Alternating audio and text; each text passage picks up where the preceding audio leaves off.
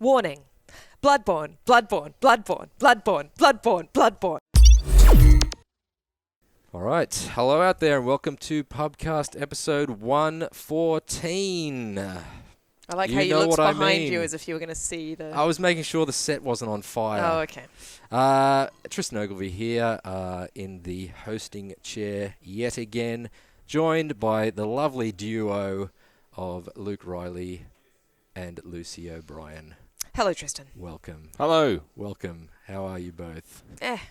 Okay. Good start. Good. Great start. Great energy in the room. being I certainly honest. wouldn't stop listening at this point.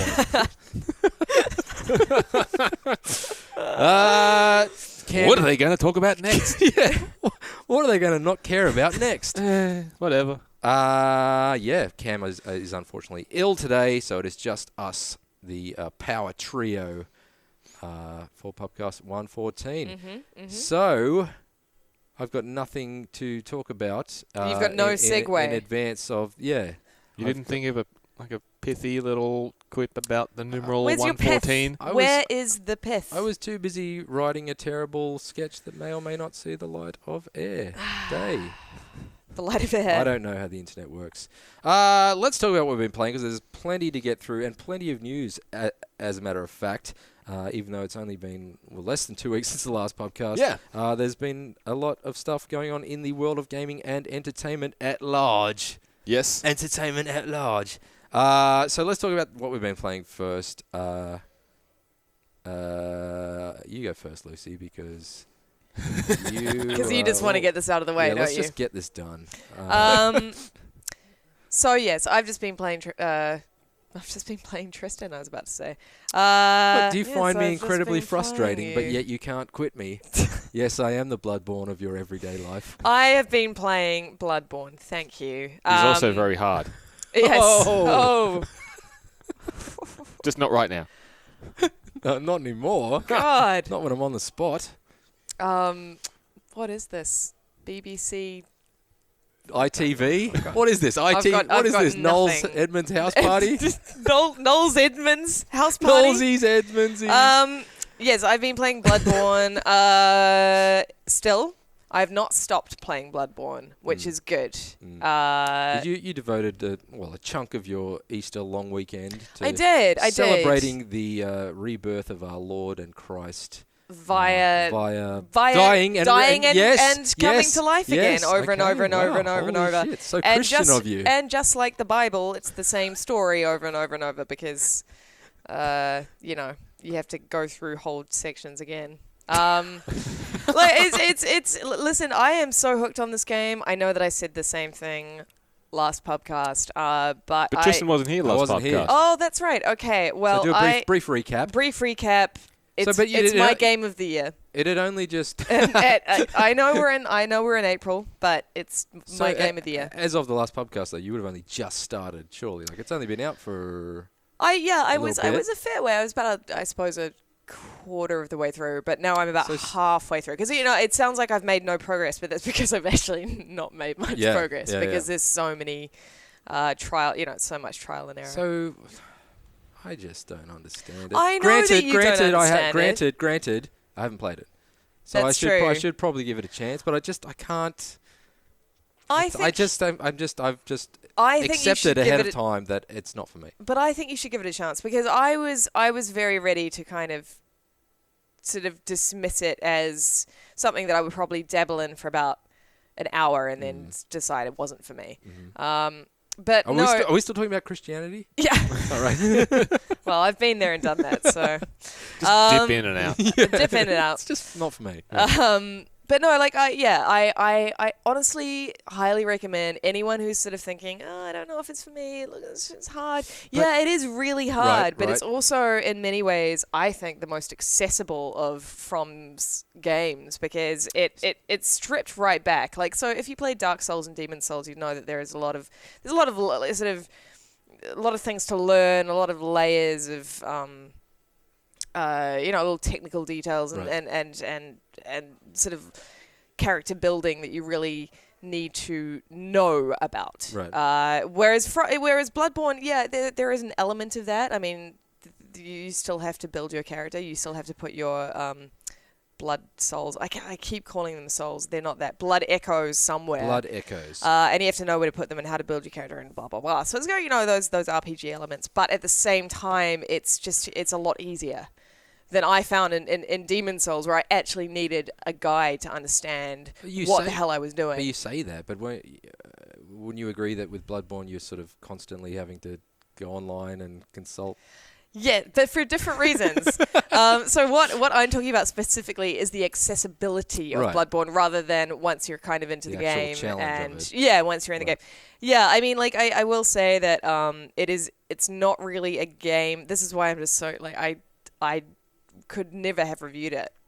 Because I honestly, that would be a nightmare. It would having an embargo to work to having an embargo. That's right. Yeah. Like and also, trying to find all the hidden sort of areas to get the good ending and all this. Yeah, when you're reviewing a game before it's come out and there's no game facts and there's no YouTube walkthroughs. There's nothing to help you. I mean, like you're on the dark side of the moon. That's right. I mean, that would be the worst game for that. It really would have been. Yeah. As I said in the last podcast, we did have a thread going that was, that was sort of like, I'm stuck at this bit. What do I do? Blah, blah, blah. So, we did have each other because there were a few of us that got early copies.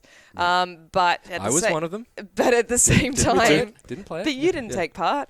No. But at the same time, there are still places that I just would not know about unless somebody told me. Right. But I suppose that's one reason why I really like Bloodborne, is that it's got a really healthy, helpful community around it. Well, they'd have to all have the patience of a saint. Yeah. If they like the game, then yeah, exactly. It's implied that they'd be pretty, not dicks. Yeah, exactly. There are. I mean, I'm yet to encounter a dick. I'm sure that there are. Dicks. I mean, certainly, like when people invade your game.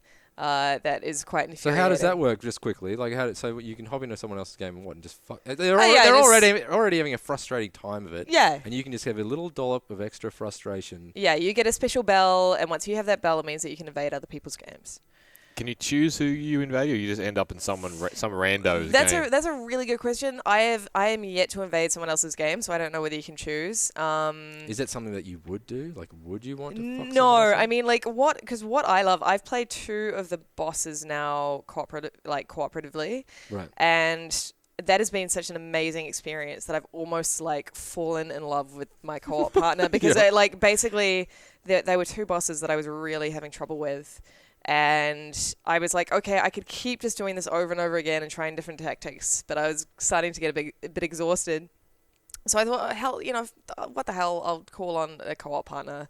And both times, I had these sort of like knights in shining armor, or knightesses, because I don't know what is that the feminine knightesses yeah. I would say, in shining armor. Knighties? No, I prefer knightesses. I prefer knighties, but that's okay. Okay. We'll just agree to disagree on that. So yeah, could like just be female knights. Could just boring. be female knights. Boring. Come in and help me out with these 2 boss battles, and both times, they we managed to kill the boss within the first. So were those your knighties? Were they my knighties? Were they like super leveled up hardcore players? Or they just equal kind of? I don't know. All I know is that they were just really helpful and were they skilled. Were they complete strangers, or they were complete strangers? One's name I've forgotten. Strangers? The most recent one, the most recent one who helped me out. I was really struggling with the shadow. This is shout out to all my Bloodborne players out there. This is the shadow of Yharnam was giving me real trouble. What a jerk. Yeah, well, it was actually 3, so it's jerks, plural. 3 enemies that you've got to defeat, but under the banner Shadow of Yharnam. Oh, okay, that's their crew name. That's the crew name. It's like the Crips. Yep. No, because that's plural. It's not important. Let's not talk about it. Anyway, so I had this guy come in, and his name was Give Me Some Sugar. All right. You're winning me over here. All of a sudden, I want to play. I fought valiantly alongside Give Me Some Sugar. And I think from my memory, sugar was spelt like sugar with an A and an H, which made it even... Oh, well, exactly. I mean, that's how I'm spelling it from now on. Yeah. yeah, so that was fantastic. And then I don't remember what my point was about anything, but basically, well, you're enjoying it. Bottom line I'm is loving you're it. enjoying it. I'm loving it. Game of the year. It is for me, absolutely. And I won't retread old ground. But I am now up to. I've just defeated Rom, which I think is the 5th or 6th boss. So I'm about halfway through. So still a ways to go. I mean, the next time that we talk, I may just be completely over it and frustrated. But right now, I am still loving it. And I actually don't think I'm going to get to the point where I'm overly frustrated because I've passed that point. Right. Like, it's almost like you get to a point with Bloodborne, a point of frustration that you either go, okay, I'm putting this down or I'm going to keep going. And I honestly believe that I've passed through that. It's like a sort of thick, snotty molasses that you've just got to sort of fight, like cut your way through. And once you're out the other side, it's like you're euphoric. It's just the best feeling in the world. Yeah. So what gets you through that part? Is it spite? Is it just? I think there's a little bit of self-hatred. Yeah. I think you need to be slightly, slightly.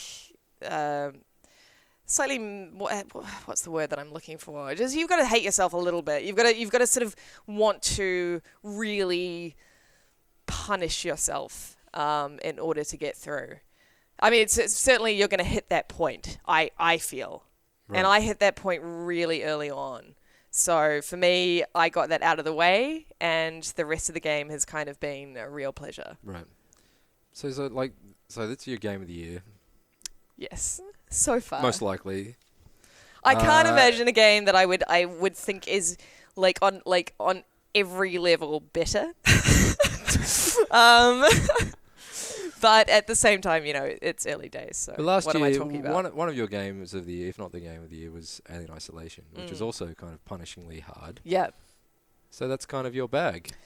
Yeah, I mean, I guess so. I think it's not that I'm into punishingly hard games as a general rule. I've sort of discovered that I really love games that are quite games that don't hold your hand and games that don't sort of overload you with lore, and games that are big on atmosphere. There's kind of like reductive storytelling as well. Like it's just like Alien Isolation. Bloodborne is a game where you sort of the environment tells the story, and and the mood that's created by that is just so haunting. Right. So yeah, they are actually quite similar, and it's just really exciting to be playing big budget games like that. In comparison to a number of sort of AAA games which throw achievements at you left, right, and center, and here's your quest marker, and all that sort of stuff. Like it's all about the atmosphere and the mood for me. And of course, with that, it is about the challenge as well. I do enjoy a challenge, as long as the atmosphere is there. So yeah. Nice one. Yeah. I just don't think it's a game for parents. Because I think possibly not. I've discovered swear words that I didn't even know that I knew playing this game. Not only that, but also just I think when your gaming time is at a premium, not to say that you've got a lot of time in your hands. That's not what I'm saying, Lucy. But generally speaking, I'm childless. I was tiptoeing around it, but generally speaking, I have to make the most of a very short amount of gaming time, and I don't really. I suspect Luke would be the same. Don't really want to retread the same. Yeah, I mean it's a slow burn. It's a slow burn game. Right. So if you only have a certain amount of time, a limited amount of time, and you just want to have a gaming release, then Bloodborne's probably not. But maybe when I die, I'll be you. reborn as someone who doesn't have a life, and I can play Bloodborne. Yeah, cool. We'll chat. And I'll call myself "Here's your sugar, honey," and I'll be online. Look for that. Just be able to drop in whenever Lucy needs a little hand. Yeah, that's right. Look for me on Xbox Live. I don't know whether if it was something really good. Like I play games that virtually have no end in sight. like Sims and that kind of stuff, like racing Sims and that kind of stuff. Oh, I thought you meant the Sims. And they're the same thing all over again. No, not. The Sims has no end in sight, really. No. Does it? Well, actually, didn't Max's close down? Maybe it is ended. Oh dear. That's a shame. But I don't know. I just think maybe I just look at it and I'm just like, ye olde fantasy ghouls and ghosts. I quite like the look of the setting. Yeah. Like, I like the. It's kind of Victorian Englandy. Yeah, it's sort of Lovecraftian. You love the setting, right? I do. Lovecraftian. And I love the monsters. I mean, the monsters are. I mean, there should be whole articles about. I work for IGN. Yeah, I don't know. I'm not. But there I didn't want to we've had interrupt so much. you, but you. But we've had so much Bloodborne content. Right. But there have been, the enemies, the monsters that From Soft creates are unlike anything I've ever seen. I mean, this is total this is genius stuff. Right. Like giant spiders. Well, yeah, okay. There is a giant spider, and that's not necessarily original. But it's the design of that spider. It's the way that it looks. It's the setting. It's the way that you fight that particular boss.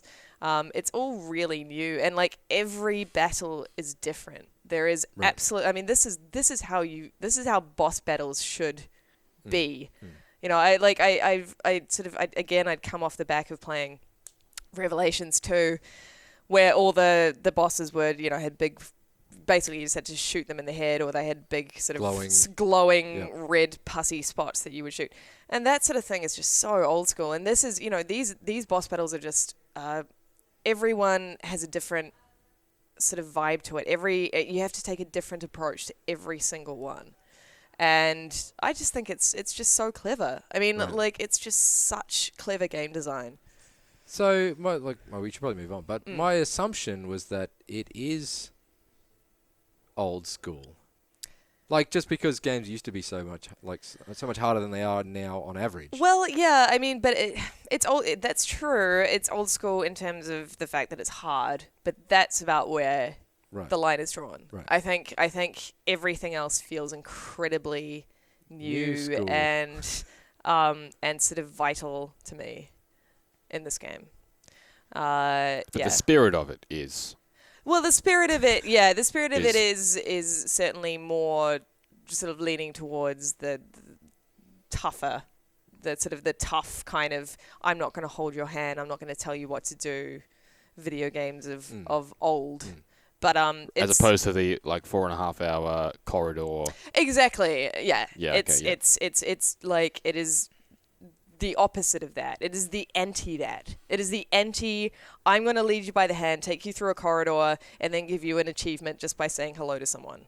Like, it is the opposite of that. And it's very liberating for that reason. I respect that. I just can't too. really care about that kind of genre.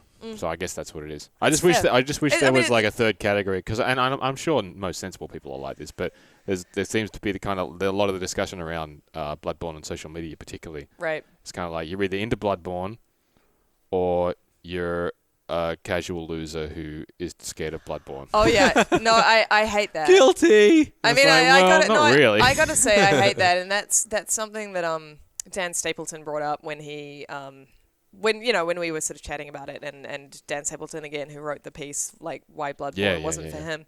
And it's something I totally agree with. Like, before I started really enjoying Bloodborne, I was quite, not threatened, but I felt like I was an outsider.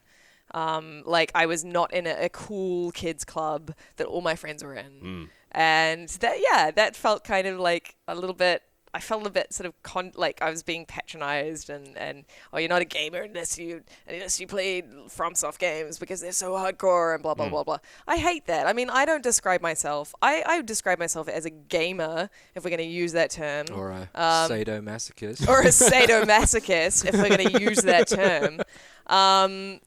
But, I would never describe myself as, like, hardcore. I would describe myself as someone who loves to play games on a regular basis, but I certainly don't subscribe to that idea that you have to sort of get platinum on every game Right, and sort of kill yourself on every game in order to justify the fact that you like playing video games. Yeah, I think that's bullshit. So, I agree. I don't really like that kind of line. But it's definitely captured people's imagination more than I probably anticipated. I hadn't really paid attention to it for various reasons, because it doesn't really appeal to me. That, like I said, it's not that type of game. But it has really sort of skyrocketed into the conversation. Well, I think part of the reason is because it is a game, like, as I said, it's a game that is completely, like, you're free to do whatever you want, essentially. Like, you're not led by the hand at all. So therefore, stories, like these sort of organic stories, just get told within this world. And the sharing of that story is like a really big part of what makes Bloodborne so great. That, you can just like chat with your friends, like, this happened to me, oh my God. That's so crazy. Around the water cooler. Around the water cooler, or, via Twitter or modern... it's the water cooler of the internet. Modern communication means or Facebook. It's admirable for a game that is only available on a single platform. That's right. So yeah, I do like that. It does. I don't have time for it, but it does make me think of because it's a super hard game. There's no map. Am I right in saying that there's no map? And you're sort of getting secrets from other people and all that kind of stuff. It does make me think of the days when I did have time to play a lot of games and have a lot of patience and stuff. And I'll be playing, like, I don't know, I can't think of a good example. Let's just say Castlevania or something. Yeah. And people used to, in gaming mags, used to take screenshots and stitch them together to make a big map. That kind of stuff. That. I like that. I like that kind of. Everyone's a sort of an adventurer, sharing their kind of secrets. But that's right. I like that. That's exactly what it is. I just don't have time for it. It reminds me. Okay, this is the last thing I'll say, and this is a terrible comparison. Objectively, but from personally, this is like the best comparison I can come up with. It's like when I got Tomb Raider, the original Tomb Raider for the first time, and like I was playing it and I had no way of knowing where I was going or what I was meant to be doing and blah blah blah. And that Lost World level where there are sort of like secret like areas and all that sort of thing, and you just felt really present in that world because you just had you felt right there. Right. That's what Bloodborne is like all the time. All right. All of a sudden, I'm coming around. I knew you were going to say that. And the reason I say it is because I've thought about it and I've looked at the way people speak about Bloodborne and the way they share tips and that kind of stuff, and it did remind me of when I played the original Tomb Raider. Yeah. And I had like it was a bespoke magazine that was dedicated entirely to Tomb Raider back in the days where they used to make game guides, but it was just the whole magazine. A one shot. Yeah, a one shot. Shout out to all the magazine workers listening. And like my sisters were literally navigating me through this game. Yeah. Like my younger sisters who sort of didn't want to play the game because it was kind of too scary and it's kind of like I get that vibe. Yeah. That's cool. But it's just not really the demons and all that kind of stuff. It's not really my thing. But I get the vibe, and I'd pegged that, and it interests me that you've come to the same conclusion because it is. It obviously speaks volumes about Bloodborne. If I have no gameplay experience of Bloodborne whatsoever, but just look at the way people speak about it, and then you're saying that it's kind of that sort of vibe is present. It's honestly taken me right back. Yeah. Like it's taken me right back to that time. Well, they were hard, unforgiving games. They were. And you just had to do them over and over again. Yeah. Yeah. Yeah. Yeah. Okay. Well, I respect that. Yeah. I'm still not going to play it, but I respect it. I'm going to tell Lucy that I'm going to play it, and then I'm totally... Yeah, I know that's... But that's where I'm at right now. Okay. We'll see. Let's chat. Hey, we've been speaking for about... Next podcast, we'll chat. 3 hours about Bloodborne. Speaking of old school, we'll get to GTA momentarily, but speaking of old school, you've been playing Wolfenstein. That's what I wanted to mention. The New Order, which Finally. is not that old school, but the series is, came out about a year ago, I guess. Yep. You decided to dip back into it, or did you just start afresh recently? No, I dipped back into it. Right. Yeah, like I explained to you, I'll explain to the listeners quickly. I well, I mean, you and I probably spoke about it well over a year ago now when we went to Bethesda and we played the first 2 or 3 hours of it. And I had a lot of fun. I thought, this is really good. And Machine Games done a great job. And we're talking about people like devs who they're alum from Starbreeze. Starbreeze, yep. And you can see it instantly. And it was awesome. But it was kind of one of those situations, and I know it was worse for you because you'd already gone through it twice. It was one of those situations where like you get the game, and you're like, I need to make time to get through that first 3 hours again. Yeah, because that was a solid preview session. Yeah, it was a big preview session. So did you pull a me? Because I pulled a me on Wolfenstein. No, I stopped and quit 3/4 of the way through. No, what I did was I just didn't start it again. Okay. I just hadn't Yeah. built up that kind of will to go, all right, I'm just going to plow through that start bit again and then get to the fresh stuff. And I just sort of put it aside. And it's one of those things where you put it aside and it just becomes easier and easier to ignore because it's been longer and longer. And you're like, I'll get there eventually.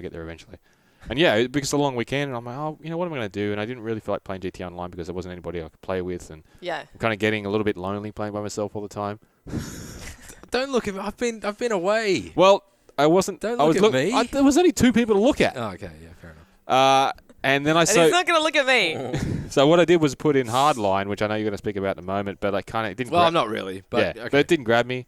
Mm-hmm. I played for the first 15 minutes, and I might go back to it, but it didn't grab me. And I thought, you know what? I'm just going to go back to Wolfenstein because I did have a friend of mine over a few weeks ago, and I was showing him it, and he played through maybe the first hour and a half, 2 hours. So I knew that I was almost to the point where I'd start seeing new stuff. Yep. So I just plowed through that stuff that was kind of repetitive for me because I'd already played it, and then started getting to the new stuff, and I'm just hooked. Yeah. Like, it's so good. And it's an awesome game. Like, yeah, and exactly like Bloodborne, like the way people speak about Bloodborne, it is such a... And it's absurd. It's kind of absurd that it is so refreshing, but it's such a refreshing change of pace to play a first-person shooter today in 2015, but I know it came out last year, that is so... single-player so focused on a really well-honed, enjoyable, lengthy single-player experience. I've been playing this game for like 5 or 6 nights in a row, and I still haven't finished it yet. I play for several hours at a time, you know, and I kind of I play it patiently, but it just like I don't know how they've done it, but they've sort of perfectly balanced a really robust, fun first-person shooter with just enough story to make it to push you through, but not too much. You know, they just give you a little cutscene here or there, or little bits and bobs of story, and it's never too much. You never put the controller down and watch the screen for 7 minutes or something like that. You know what I mean? It's just enough. And yeah, man, it's absurd. It's so stupid, but it's so like daftly entertaining. These like insane like Nazi caricatures are like in the 1960s basically at this point because it's an alternate history. And I know you've played a bunch of it, and I don't want to ruin it for Tristan. Or the listeners. If they haven't played it. But if you haven't played Wolfenstein and you're a guy, gal who's into first person shooters and play today's common first person shooters like Battlefield and Call of Duty and are critical of the fact that they tend to last for about 4 hours these days, 4 or 5 hours. Play Wolfenstein. Yeah. Like play Wolfenstein and be reminded of just how enjoyable. I mean, it's no surprise that it reminds me of things like The Darkness and the Riddick games, the Riddick game, the first one. I didn't play the second one. It's also. But yeah, like you go to and it changes up the formula all the time. Like you go to the prison, you're in prison, so you're unarmed, and you got to do some stealth missions, and then you're fighting crazy robot Nazis, and then I hate to ruin stuff, but it's like. I really want to get people to play this game. It's like these Nazis are really technologically advanced, and they have a lunar base, by the way. And the lunar base is amazing. Yeah, so you go there. It's like Moonraker. Yeah, well, it's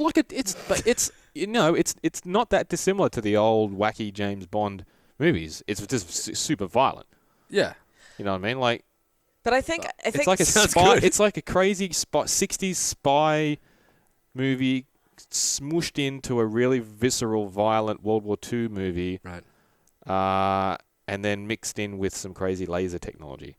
But I think that's what and wacky, just stupidly evil Nazis. Yeah.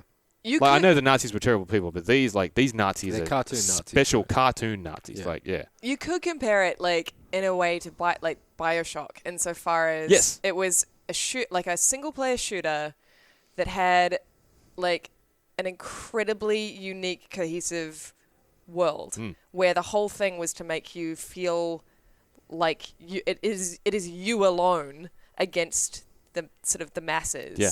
And I think I totally agree with you. It was not a game that was built. And this is what I sort of missed from shooters. It's not a game that was built okay, we're gonna do the single player component. We'll focus on that. And then for 4 or 5 hours, and we'll this token thing. Yeah. And then the multiplayer is where the longevity lies. I get that business model, but for me it's really boring. So that's why it reminded me of BioShock, because it was just here is a shooter that you're not going to be able to play it online, and I'm sure hardcore shooter enthusiasts will be like, oh well, it's blah blah blah, it's this and that. But you're also not going to be able to finish it in one night. Exactly. You're not going to be able to finish it in 3 or 4 nights.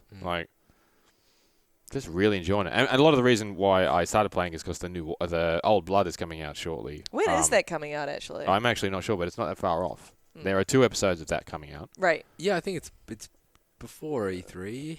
Yeah. It's this side of E3, I think. This side of within E3. the next couple of months. Yeah. So I wanted to play it before that, and I still haven't finished it. But yeah, it's just a really fun game. I'm really, really enjoying it. And I'm kicking myself now that it took me so long to get to it. Because I would have spoken about it gleefully a lot earlier than this. But yeah, like I said, if you want to, if you it does surprise hate me the way that first-person shooters are sort of gravitating towards really short, brief, single-player token campaigns and all about the multiplayer thing, which is fine, you know what I mean? But a lot of games do the multiplayer thing. Very few do the single-player thing. And a lot of people are getting first-person shooter fatigue. I'm totally aware of that. And Wolfenstein might not be for everyone. The atmosphere is a little cartoony. It's not a really realistic.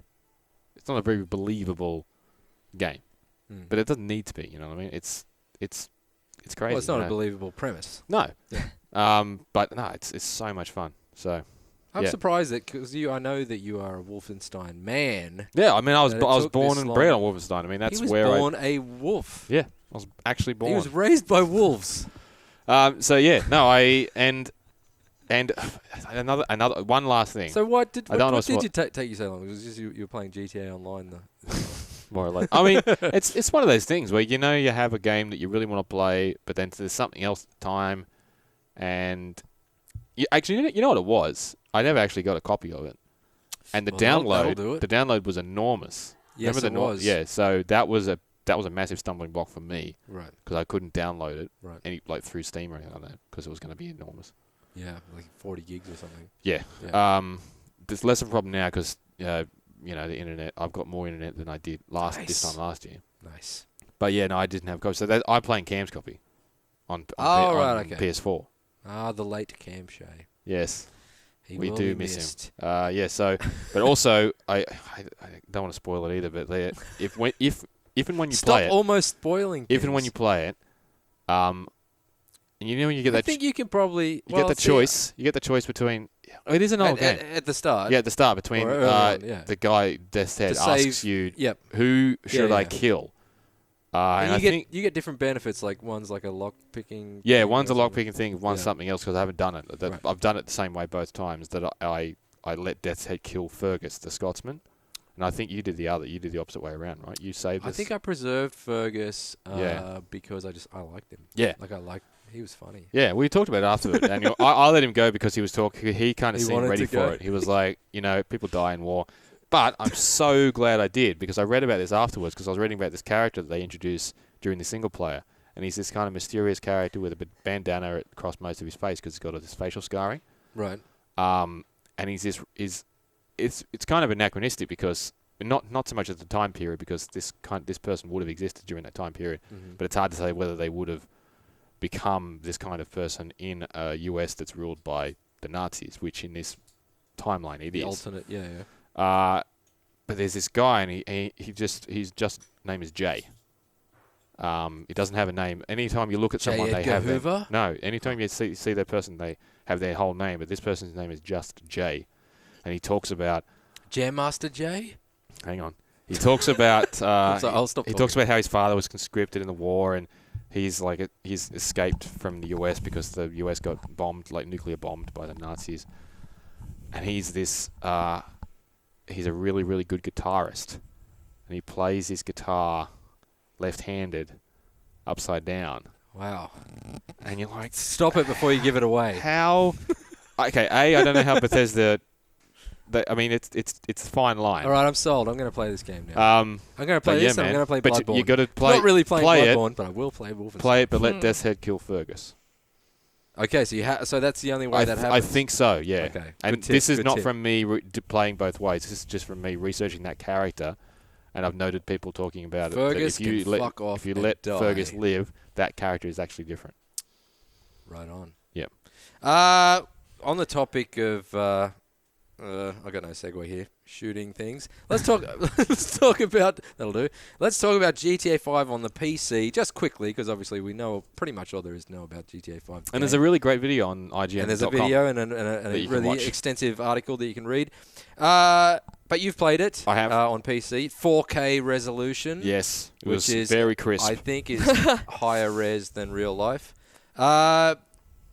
Very crisp. Yeah, very crisp. It sounds crisp. Yeah. Like I was explaining, like you've played GTA 5, right? Yeah. You Lucy'd it. I Lucy'd it, Yeah. and I Lucy'd it on last gen. So there when I should talk be a about Lucy mode for games. Yeah, there should be. Well, you get an achievement for Lucy. Yeah. When you're talking about parachuting, What, you've given up? You haven't it's you get the achievement like 9 months. No. You get the achievement like 3 years after you've put it down, and then you pick it up again, and that achievement really? pops up. Say, you're back. Yeah. Just your It's face. genius. Your face just pops up on this. Actually, that thumbs should up. be that. People should build those sorts of achievements into their game. That'd be funny. Yeah. Yeah. Because it'd get people achievements. coming back. Exactly. Yeah. To their games. Yeah. Sorry, Luke. Anyway, the part of the demo I was over Mount Chiliad, sort of parachuting over Mount Chiliad, where the LMSC is, that big sort of lake. And that is basically on the other side of the map to Los Santos itself. You're basically at the farthest point of the map, looking at the other farthest point of the map. But when you're on a 4K screen, and it's helped by the fact that when you're playing a PC game, you're more generally sitting in front of the screen, like right in front of the screen, rather than on a couch several meters away.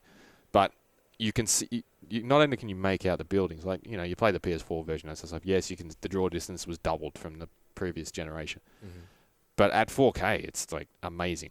Like how well defined everything is, even though it's 5 like game miles away. It's ridiculous. Is it the And I pulled 5 out of prettiest my ass, game? like I'm sure. Is it the prettiest game you've ever played? Prettiest game I've ever played. Well, I mean, that's kind of hard to define, I guess. It is, 'Cause I've isn't it? not. Stupid That's the question. only game. You were on board. It was It's the briefly. What have I done? I mean, I played Project. hit the I played ejector seat Project pretty Cars. I played Project Cars on a 4K screen. Right. Yeah. And Did you that play was- Project Cars like with several monitors or just? No, I haven't played it with several monitors, but I played it on a 4K. Can you imagine being the kind of setup. wanker that would have multiple monitors? Like I honestly, would love to have multiple No, monitors. I know. Think about it. We would all like Yeah. to have that, but to actually invest in multiple monitors, I mean, come on, Yeah. come on. I do apologise unreservedly to everyone that has multiple monitors and listens to the IGN AU Pubcast. Yeah, we're just jealous. That's true. And that's the bottom line. Yeah, We mock because we envy you. yeah. Well, we and then mock that because we suck.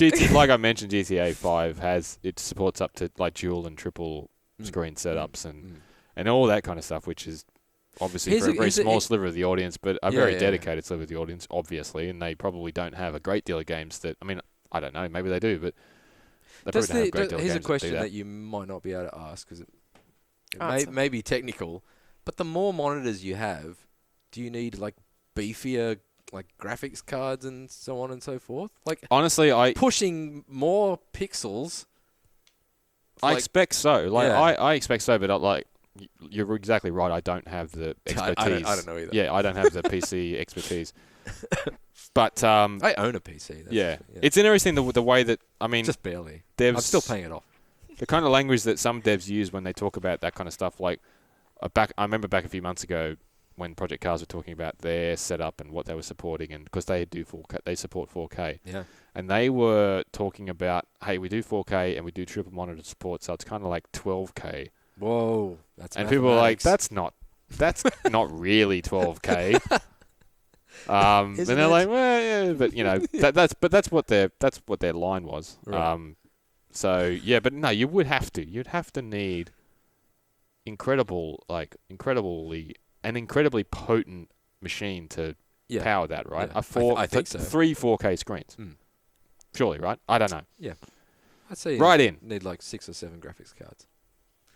But I don't know. But no, that's what I would buy just to be safe. Incredibly good looking. And like I said in the video, running at 60 frames is obviously that you can definitely notice it. And like I said, I have never worried about the PS4 version and the 360 version running at 30. I thought it's basically been my favorite game of the year 2 years in a row. Yeah. Threatening for a third. Oh, it could be. Unless you get into Bloodborne. Yeah. Unless you get into Unless Bloodborne. I get into Bloodborne. But you definitely notice it's got that sort of smoothness. That real PC, that real sort of PC look. As we spoke about in the conversation video, I am very much interested in the kind of modding stuff that people do with it. Oh, yeah, people do. Yeah, although it's already so good looking that, because with GTA 4, which was a perfectly good looking game anyway, but then the whole ice enhancer thing came out and they made it kind of almost photorealistic with the kind of car models and stuff. Well, just imagine what people are going to do with this game, because there isn't going to be another GTA, like another sort of GTA proper. There'll probably be sort of installments of GTA, just like the episodes from Liberty City. Yeah. But there won't be another GTA proper for several years. So just imagine in 4 or 5 years the kind of stuff that they're doing, because people are still making mods for GTA 4 on PC, obviously. Yeah. And it looks incredible, like you were saying. Didn't someone recreate the Spectre James Bond trailer with GTA 5? Oh, was that with the console version? I think it was. Okay. I haven't watched that it makes yet, it even more impressive. Yeah. But with the new tools on PC, that people will be able to create incredible stuff. Because the director mode now allows you to stage scenes. The director mode sounds cool. Where you can just choose characters, make them do gestures, change the weather, use cheats, and use animals and all kinds of crazy stuff. That's awesome. And from what I understand, that's new. That's in addition to the regular sort of editor mode, which just allows you to record real-time gameplay and then turn that into video content. Right. So it'll be good, and it looks amazing. And PC guys have been waiting a long time for it. Longer than they ever had to wait for the likes of GTA 3 and GTA 4, and particularly when you look, like say, Max Payne took like a fortnight to go from console to PC, and this has taken well over a year and a half. Quite a long time there after it came out on 360 and PS3 that people weren't even sure that it was going to come out on PC. So it's finally here-ish. When is it out? Next week or something? Yes. Nice. What's the date today? I don't know. What is the date today? When are we going to publish this? Is it like podcast? 8th? Yeah. It's either next week or this week. It's the 9th today. It's the 9th, okay. Yeah, it's out this week. Is it? Well, depends when we publish this podcast. Fuck, this is confusing. I don't have... We should get moving. I don't have too much to add. I have just been playing Xenoblade Chronicles. And? On the 3DS. Well, I mean, And it's only on the new 3DS. Well, that's the thing, right? Can you explain to me why that is? I will attempt to. Yeah, Tristan.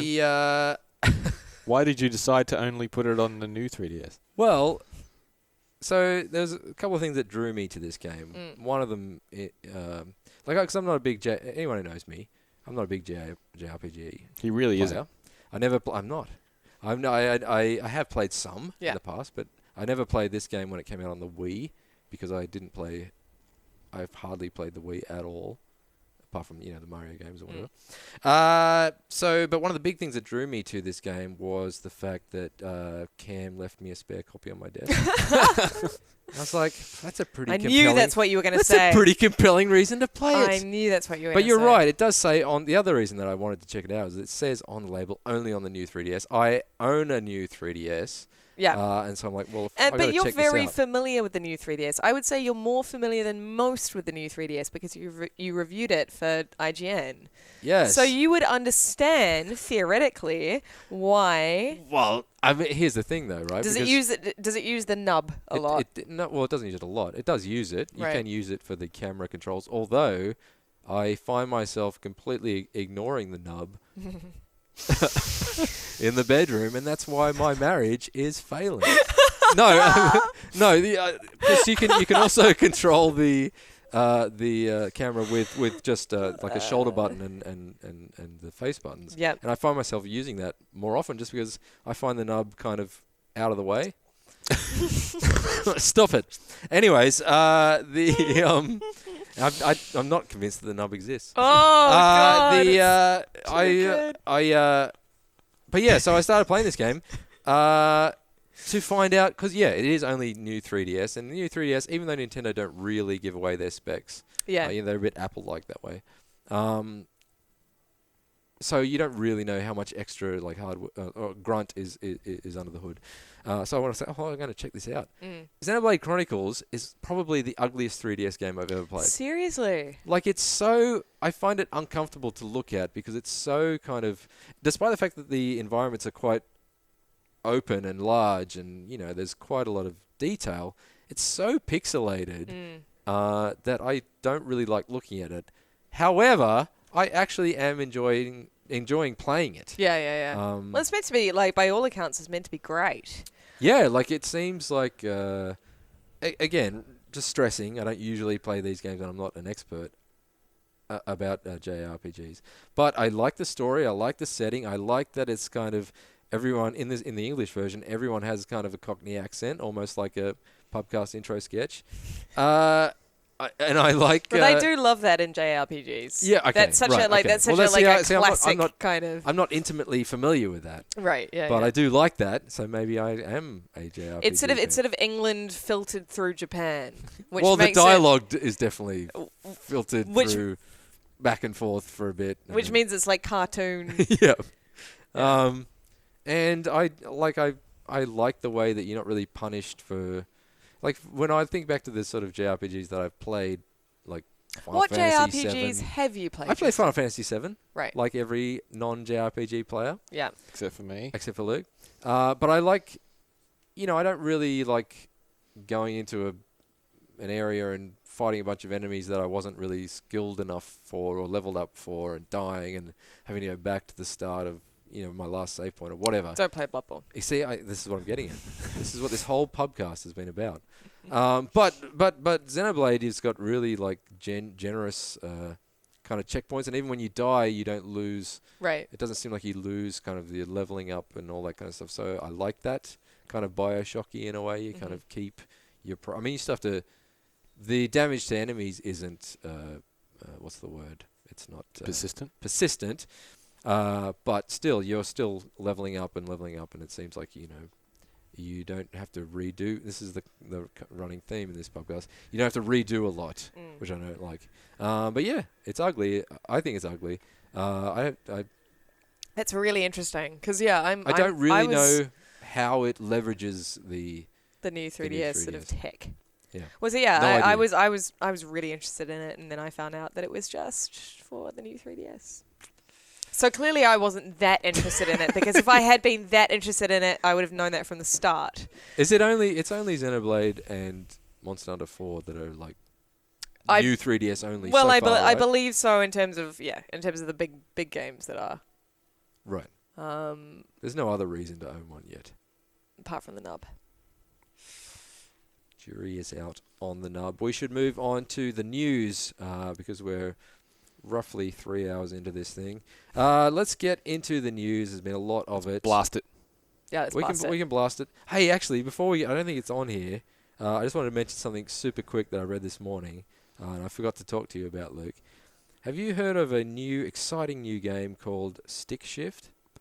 Is it where you have sex with a car? Yes, it is. Yes. I actually, you know what? I forgot to put that on here too. Because I read that this morning, and I'm like, oh my God. Yeah. Someone's been thumbing through Luke's dream journal and made a game out of it. But yeah, Stick Shift. It's an indie game that's free, by the way. Yep. For Mac and PC, I think, maybe Linux, if you're a weirdo. You have to like bring your car to climax. It's literally it's autoerotic. I'm reading from the press release now. It's a short autoerotic night driving game about bringing your car to climax, and I think this has IGN plays written all over it. Yeah. I am truly curious as to not that game specifically, but I'm truly curious as to that sort of odd sexual. I can understand from a sort of objective standpoint a lot of odd sexual kind of deviances. You know, I get it. I get a lot. What I don't get is the attraction to cars. I don't quite understand how you can transfer something your hormones to something that is an inanimate object. So it's like me going, "Oh, this cup, like, wow, it's just so curvaceous and tight." But I think, I'll let Luke in. I'll let Luke sort of digest that for a second and then answer. But I don't really have a lust for cars, but I think my lust for cars gene mutated into a lust for guitars. Yeah, no. But lust, we're speaking lust. Like you sort of think, you look at a guitar and you go, this is like a really beautiful guitar. Yeah. But you're not like, I want to fuck this guitar. Okay, but Luke doesn't want to fuck his car. I don't want to fuck my car. No, I know that you don't want to fuck your but car. So who does? But that's my question. There's a thing. There is a thing. I'm not accusing you guys of autoerotica. It's mechaphilia, I think. Oh, is that what it's called? When there are people that like literally mechaphilia? Yeah, but there are. I'm pretty sure I read one thing once that a guy fell in love with a fence. Yeah. That one had a hole in it, obviously. I guess it did. As long as it's got a hole in it. Glory hole. Yeah. But as for... It was actually just a glory hole. That's all it was. There was a knot in the wood. And, it was a glory hole in a bathroom. And good things happened. So, yeah, that's... It was a cubicle fence, to be specific. That's what they call them. I'm really... The truck stop. I'm really intrigued. There's probably someone who has, like, fucked a guitar. Oh, I'm sure there has been. Jimi Hendrix, and then he went on to appear in Wolfenstein. Damn it! I spoiled it. I'm just really curious. Yeah, it is a strange subgenre of sexuality that I haven't quite wrapped my head around. People Maybe someone can write inanimate objects and explain it to me. Yes, people who fall in love with inanimate objects. That is correct. Anyway, let's move Stick on Shift. from Stick Shift. You can bring your car to climax. Apparently, like I was reading up on it while I downloaded it. I had to read something. Apparently, it's quite. The challenge is quite stiff. It's actually quite a hard. Fuck. It's actually quite a not an easy game. Like it's hard to get a car off. I guess.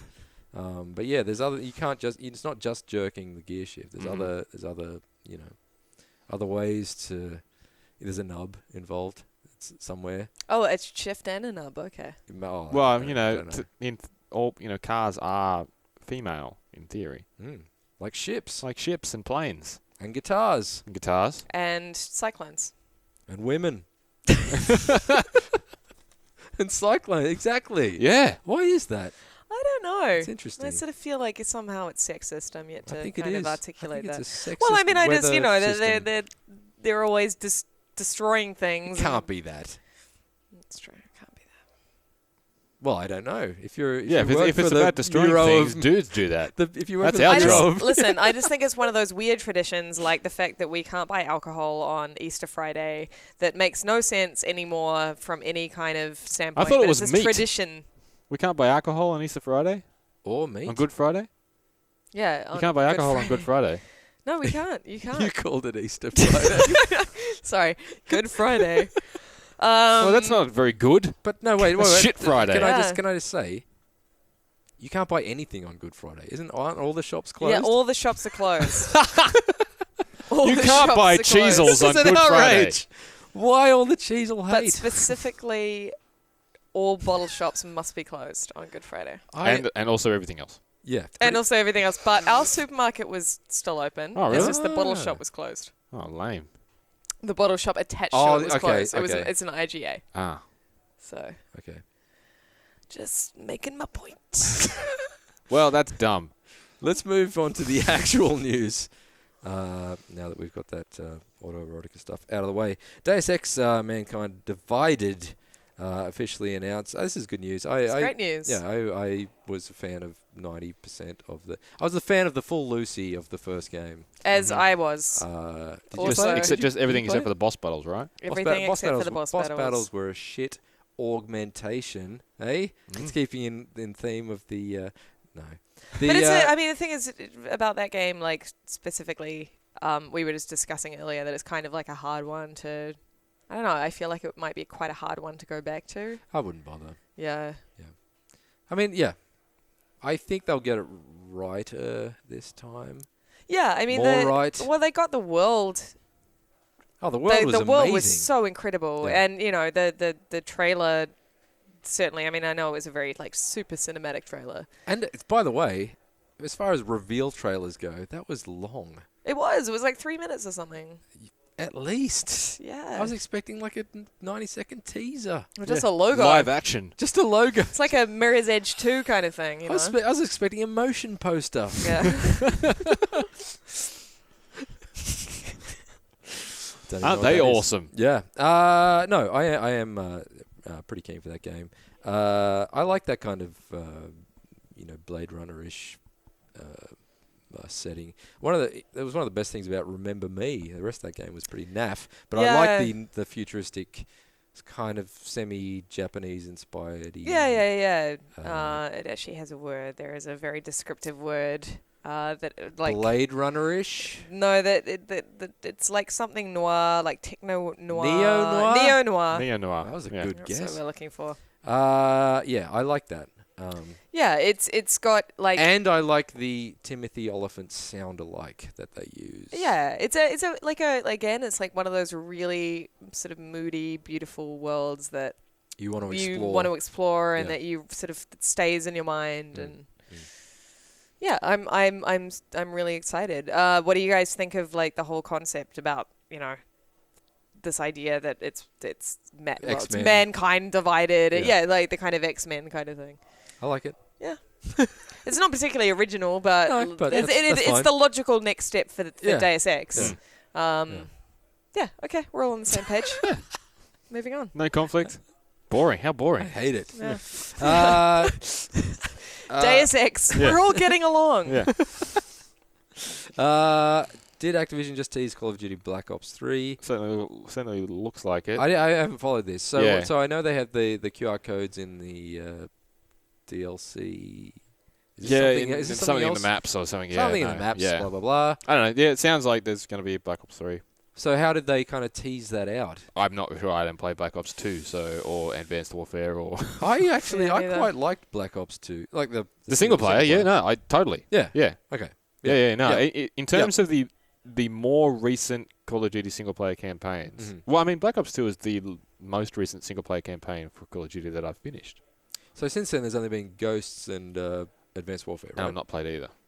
Ghosts was naff. Advanced Warfare was okay. But Black Ops 2... I've got Advanced Warfare at home, and I could blast through single player.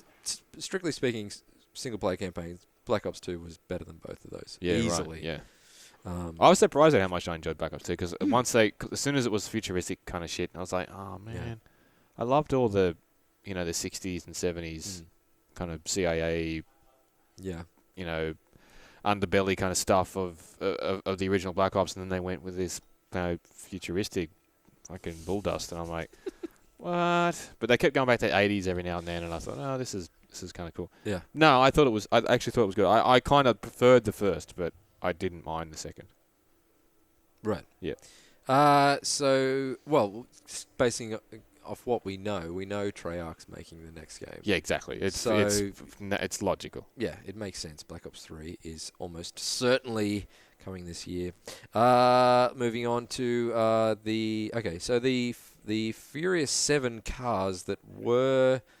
They were like a standalone... They were, yeah. I just wanted to quickly mention this, and without Cam here, because Cam was pretty, incredulous about it. Can you do a good Cam impersonation? Yeah, let's... I want to hear your Cam impersonation, actually. Yeah, we do, actually. Why are those cars now DLC for $5 when they were free in the other one, and now they're $10? That's pretty good. Yeah. No, it's pretty bang on. I think that was awful, but I think it was funny. Good. Yeah. Just in your delivery, anyway. It was funny. Yeah, no, it's a funny one because they had that Fast and Furious thing, which everyone criticized. Well, not everyone, but a bunch of people criticized me for not loving. Right. Oh, a bunch of people. My God. Yeah. And I'm a bunch of people criticizing me for. Well, damn those people bunches. I'm a PS4 fanboy because, and I was anti-Xbox because I didn't love it. I'm like, oh well. See, I'm often accused of the opposite. But IGN gave Forza Horizon 2 a 9 out of 10. I was like, yeah, I gave Forza Horizon 2 a 9 out of 10, you fucking idiot. But now with these cars that are actually being made available in the actual game, which they didn't cross over initially, right? There's even less reason. And this did it only come out like a couple of weeks ago? Yeah, it's like a fortnight ago. Right. So there's even less reason to download that Fast and Furious standalone thing now, particularly now that it's gone. It's not. It was free for the first fortnight, but now it's 10. It's 10 American. It's like $13 down here. Right. There's no way you'd pay $13 for that when you can just download it. Just pay $5 for the actual cars themselves and just own the original game, because the original game is awesome. So you should just get it. You should have it anyway. Yeah, if you like racing games and you're like, oh, maybe I'll get this Fast and Furious thing. No, just get Horizon 2. Right. And then just get those cars. So yeah, I'm going to delete it. I'll be deleting the Fast and Furious. So what about in the because that's 15 gig. Just for some cars? No. So I own Horizon 2 and it's installed on the Xbox One, obviously.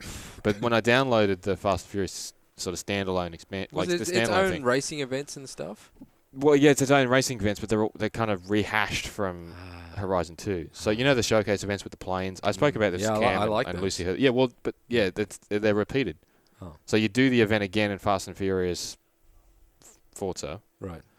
But it's just like, they changed the weather and the time of day, but the plane is still the same and the route is still the same. So I was kind of like, oh.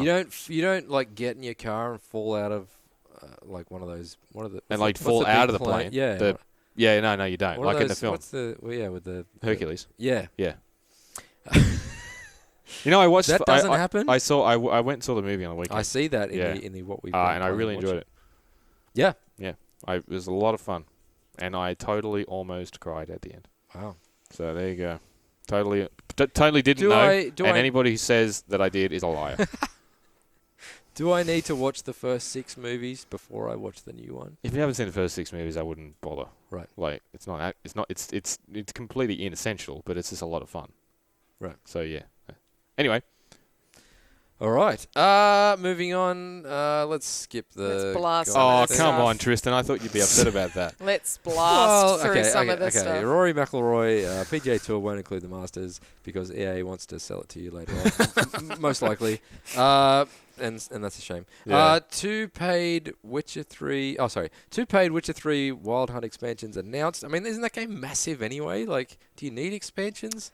Yeah, it is massive. Okay. But these expansions sound like they're going to be massive alone. They're going to be like 30 hours or something each. Yeah, I mean, CD Projekt Red is basically they've sort of said we're a super generous company and we're going to give you a whole bunch of stuff for free. So yeah, I appreciate that whatever they are putting out that is actually going to be paid for is going to be significant. Oh, yeah, totally. Right. Yeah. I'm actually... I know I talk a lot about not having much time to play games, but I really want to make time for Witcher 3 when it comes out. I really want to get into that game. We'll see how it goes a month from now when we actually have it. But I do want to get balls deep in that. Yeah, I mean, it's Or ovaries deep. Or ovaries deep. Which is slightly deeper.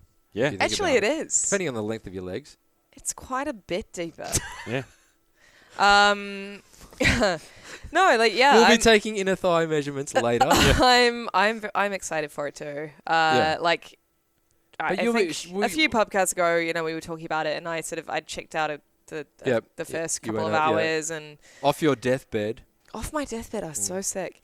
But yeah, like it was such a sort of beautiful world. Especially the food.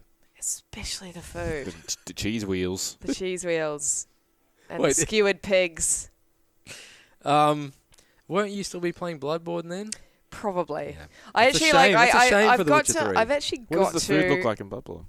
Is there food in Bloodborne? Let me think. I mean, there might be. I don't think I've come across any food. Don't you eat like black pudding or something? Well, you sort of inject things into your thigh like whoosh, like vials, like whoosh. Okay. So you don't scoff anything. Whoosh, yeah, whoosh. that's blood echo. That's the sound that it makes. No, I can't be that person that just plays one game over and over. So yeah, I will have completed Bloodborne by then. Theoretically. Don Matrick leaves Zynga. It's a shame the Cam's not here because we probably would have had some kind of Don Matrick leaving Zynga sketch, and we might still at the start of this episode. But yeah, that's I'm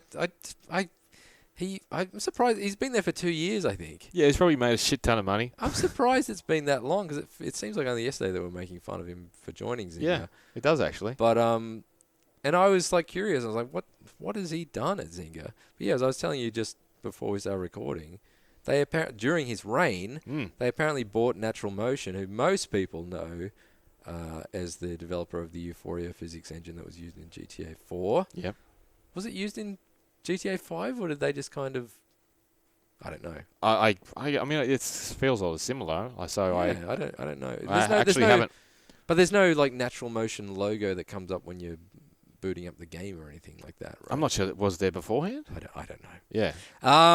But anyways, they bought Natural Motion because they make a lot of apps or iOS games, I should say, for a lazy $500 million. But yeah, I don't know what else he did while he was there. But it's just, he's just inherently kind of wacky and funny and stupid. Yeah.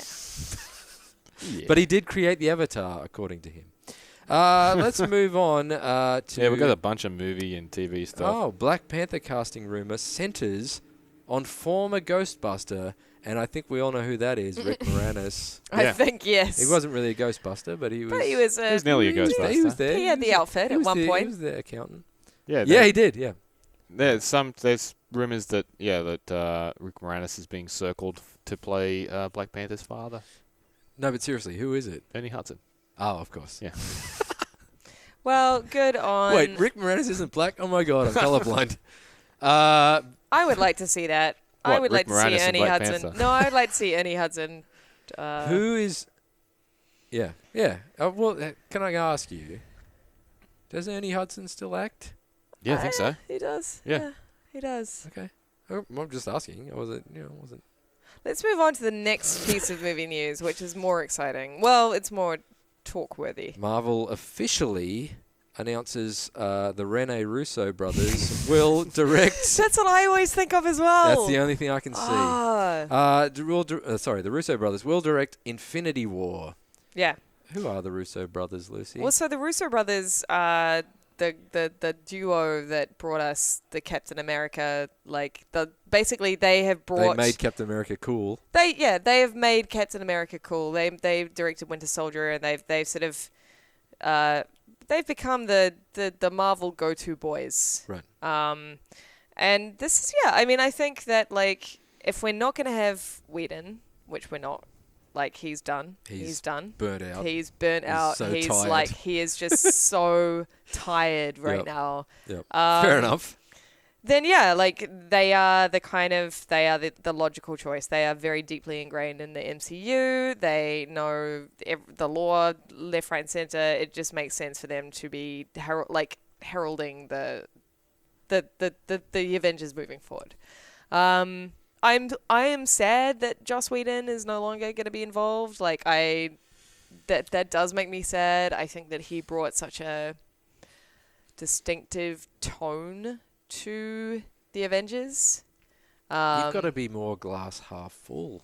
The fact that he did 2 Avengers movies, one of which you haven't seen, one yet, of which may be a which stinker. we're seeing very soon. Yeah.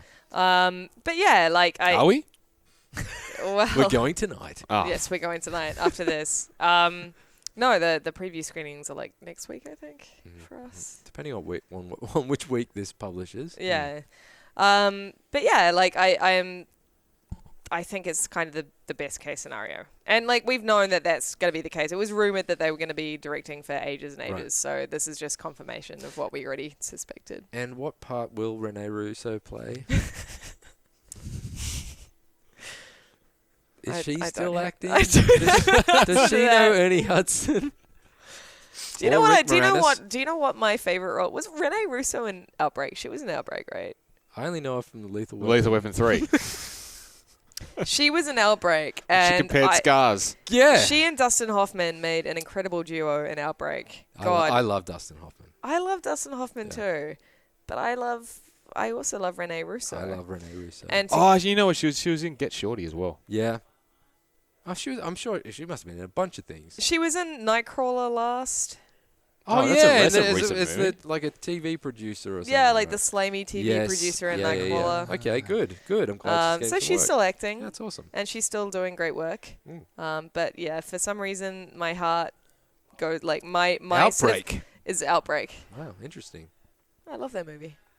Yeah, I think I've seen half of it. I love like in fiction movies. You know? Right. I'm a big fan. You're like really, really want to see loads of people die. I love virus movies. It's like a genre. It's like those weird genres, like subgenre sort of movies that you sort of think, okay, I would go and see a movie hands down if it featured like a devastating plane accident. I love plane crash movies. I also love virus movies. So you like kind of plausible horror. Well, yeah, I mean, it's not so much horror, but but like stuff that could technically happen and would be awful. Yeah, I mean, I love Outbreak. Like, yeah, the virus that's taking over mankind. Yeah. I love all of that fiction. I read a lot of books that are. Would you watch a plane crash movie or a virus outbreak movie on an airplane? Well, they wouldn't show you that. Is that part of their policy? That is part of the policy. So is that why I've never been able to watch Denzel Washington's Flight? That's why you haven't been able to watch Flight on. Well, I'm not watching it at home. Yeah, that's a policy because like they don't want people to get so prudish. Anxious. Oh yeah, like they're so prudish. Just give me more alcohol to sedate me or anger me. That's why that's why you will never see Turbulence. That's why you'll never see Flight. What about airplane? What about the Langoliers? Aeroplane. Yeah, what about the Langoliers? Probably not the Langoliers either. Damn it! With that classic Flight movie. I like the Langoliers. Cousin Bilky. But you know, I like how many Perfect Strangers references. But you guys know what I'm talking about. Like those sorts of like themes that you just are inherently attracted to. All right, let's move on. Yeah. What about? Not really. I mean, Are we talking about porn? I mean, I have certain searches that I do more than others. Let's move on very quickly. To EA is making another Need for Speed movie. Yeah, did anyone see the first? I saw it. Yeah. I honestly didn't mind it. Shut up. Aaron Paul was in it. You shut up. He tried his hardest. During his fleeting career. On the big screen. On any screen. Is he going to act in anything ever again? I'm sure he will. Yeah, he's been lined up for a bunch of stuff. Is he? I think he had his moment in time. No, he is a good actor. I just he was so perfect for that part. Yeah, that's it. And that's a double-edged sword. Yeah, I feel like he can put in a pretty earnest performance though in the right role. Did he fuck any cars in that movie? Nah, Not he interesting. fucked up some cars, but Yeah, he did. yeah, high five. So wait, EA's making another Need for Speed movie. Yeah, there's gonna be. Are they making another Need for Speed game? Yeah, there's gonna be one this year for sure. What was last year's game? No, there wasn't one. Right. They That's took a why year I off. can't remember. That's why you can't remember it. And the one before that, I can't remember that either. That was Rivals, and that was forgettable. What was the last Criterion one? What, Hot Pursuit? Yeah, that was pretty good. Yeah, but yeah, they did. They were on such a good thing. They were rebooting. They was like, oh look, we're doing Most Wanted again. Yeah. We're doing Hot Pursuit again. Yeah. Everyone's like, oh, we can't Do wait Underground again. Yeah, we can't wait till Criterion does Underground. Fuck and then yeah. EA's like, yeah, that'd be cool, huh? Nope. Anyway, we're closing Criterion mostly. Hey, can we skip down to the Daniel Radcliffe news story? I know nothing about this, so this was just announced like yesterday. Well, I don't. Yeah, that. Well, yeah, his potential involvement was only just announced. I think the BBC making Grand Theft Auto miniseries or whatever is. Is that new news? No, that's not new news. No. Yeah. Right. So it's like a behind the scenes kind of Purely biopic, or It's focused on the. Is it focused on the battles with Jack? I almost said Jeff Thompson, fast bowler. Jack Thompson. But is it? It's mainly focused on centered that? it's on the making of the game. Well, Right. when it got announced, like, hey, BBC's making a GTA, a movie called GTA, which I think it's a 2-part, Right. Like a miniseries, miniseries. and everyone's like, oh, what? That sounds really weird. Making a GTA movie, that's big news. And then a few people were kind of like, oh, wait, it's not a movie based on the actual game. It's a movie based on The making the of. making of the game. Which is much more interesting. the making of the Oh, absolutely! Which, Like you're exactly like right. Yeah. 100,000 times more interesting. Yeah. But I kind of wish that instead of this 2-part BBC miniseries, it was instead a kind of David Fincher. In fact, I wish David Fincher was directing it, and it was a movie, and the whole thing was like Social Network-esque, Yeah. kind of like tight. Yeah. Yeah, I mean, it's at that. Trent Reznor could do the Trent score. Reznor. Yeah. I see where you're going. It's probably. I mean, it may be a little unfair to Atticus be Finch. a little too negative on it until we see it. That's true. That's true. Because the BBC is a juggernaut, and they've certainly got budget to make a. Well, And they're of course, not and- paying Jeremy Clarkson anymore. Yeah, So yeah, that's freed up also, some. yeah, it's going to be a lavish production. Yeah. But also, I think like what is really positive about this story is that it's like that it's being told at all. Like people are like finally realizing that there are these fascinating stories Yeah. that are happening in the game space that are not being told at all. Mm. And it's crazy that no one has already made that story. I mean, we talk about yeah. Facebook and Yeah. Yeah, But I wait worry. till- I worry about because Rockstar are such a private or guarded kind of company, typically in terms of the inner workings and stuff. I worry about what kind of sources they're using to build this story. Yeah, whether or not it'll be Well, like, what was the name of that book about this kind of- Jacked. Yeah, which I Jacked, read, yeah, and it was yeah. like quite a entertaining story, and there were a few revelations, like the parties and yeah, but it's kind of like they didn't really speak to Sam Houser or Dan Houser or anyone really senior. So, how much of it you could kind of, well, although I suppose with the social network, with the social network, Yeah, it's it didn't matter exactly in the that same case. thing, right? Yeah, I mean, that's it. You piece together. Yeah, But that's why I sort of feel like you need someone who is a very confident storyteller to yeah. actually like Or a confident properly- confidant. yeah, So, that's a sort of properly tell. Yeah,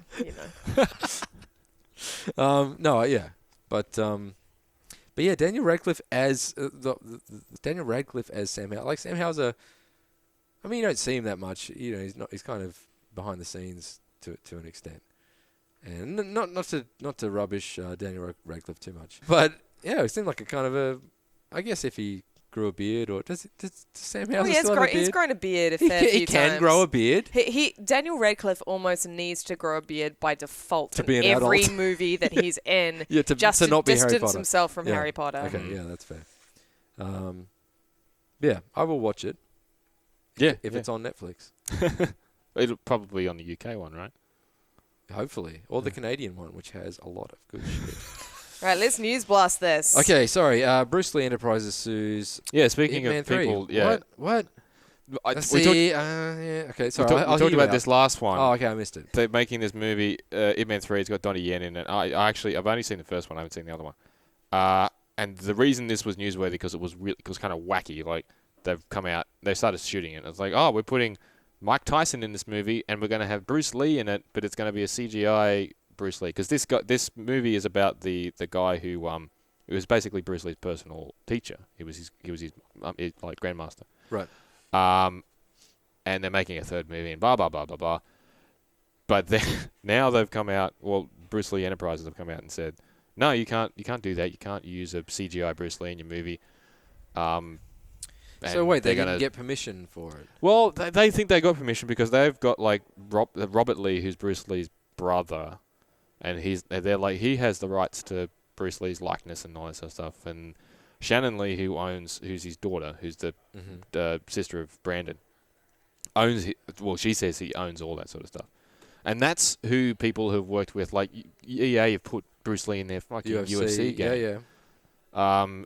So yeah, but it is weird though. I mean, if you're a fan, and I'm not a big martial arts movie fan, and I'm not really across this generally, but only what I read, it does seem a little weird though that they're just in that position where they have to protect their intellectual property, so to speak, and that seems like a weird way to talk about Bruce Lee, but when you know how it is when people have something and they don't protect it, and then they lose it. So maybe they just have to, because when you really look at it, you're like, oh, they're telling a story about Bruce Lee's like personal teacher, and it's going to be like when he was a kid and learning how to do Wing Chun and all that sort of stuff. And yet they've put Bruce Lee, they've had a CGI Bruce Lee in a fucking Johnny Walker ad and in video, really? Yeah, like in a video game, and like, well, I don't know why that seems like a big deal. Anyway, I just thought it was interesting, particularly because we mentioned it last week. Right. I think the next one is the bombshell. I agree. I was so happy to see this on the list of news. Am I right? Is that a Freddie Prinze Jr. movie? That's correct. It is. If Freddie Prinze Jr. is listening, guess what? Yep. She's All That. The remake is apparently going ahead. Oh my god! Can I just say? Oh my god! Oh my god, you guys! Oh my god, you guys! Who was the female lead in that movie? It was Rachel Lee Cook. Rachel Lee Cook. Okay. And Rachel Lee Cook. Freddie Prinze Jr. Whatever happened to Rachel Lee Cook? Well, Rachel Lee Cook kind of. I mean, it's. And what happened to Freddie Prinze Jr. By the way? Freddie Prinze Jr. is now he does something crazy, like he's a producer on WWE or something. I thought he was just full-time married to Buffy. Well, I think that's his role in life. It's hard life. Pretty good. Rachel Lee Cook, I've got no idea. Rachel She committed the cardinal sin of getting older, I Did suppose. you say WWE producer? Yeah, let me look. Actually, let me look this up. Like, I have a feeling that he does something like that, or he's like UFC or Junior. It's like he's Prince with a Z, by the way. Basically, Prince. Basically, he does something really unlikely. Act. Snap. You bet. He did show up in a season of 24, like post She's All That. Like he acted for a while, but then he married Buffy, and which we all aspire to. Well, yeah, I mean, I was right. He is a producer and director, apparently. Of the WWE. Prinze made an on-screen appearance as Vince McMahon. Stop saying Prinze. I'm sorry, I have to. Prinze. Prinze Jr. Prinze made an on-screen appearance as Vince McMahon's doctor, a dream sequence scene that coincided with Linda McMahon's attempt to win a seat in the Senate for the state of Connecticut. Wow, WWE is so weird.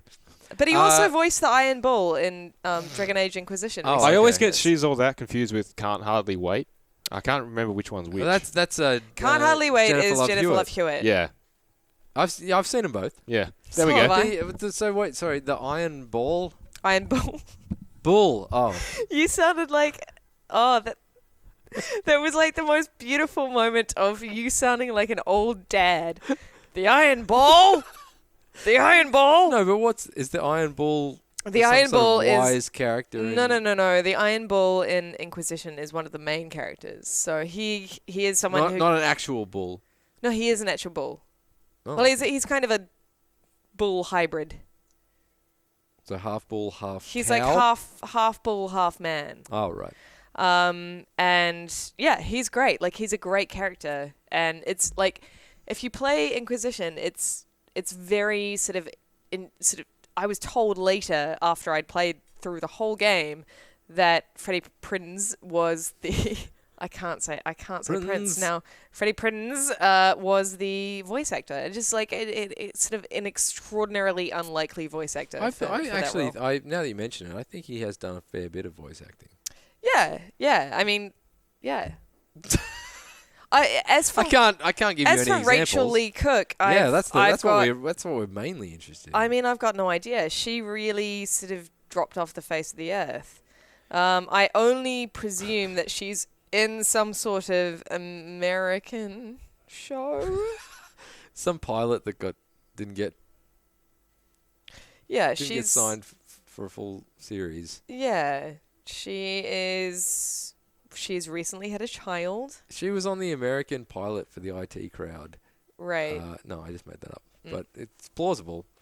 So I want to know more about this reboot or whatever it is, because I know nothing about it. Is anyone attached to it? Freddie Prinze Jr., the third. Maybe he can reprise his role. No, I'm talking about his kid. Like, they've got kids, right? They do. They've got kids. Him and Buffy, after he stole Buffy away from me.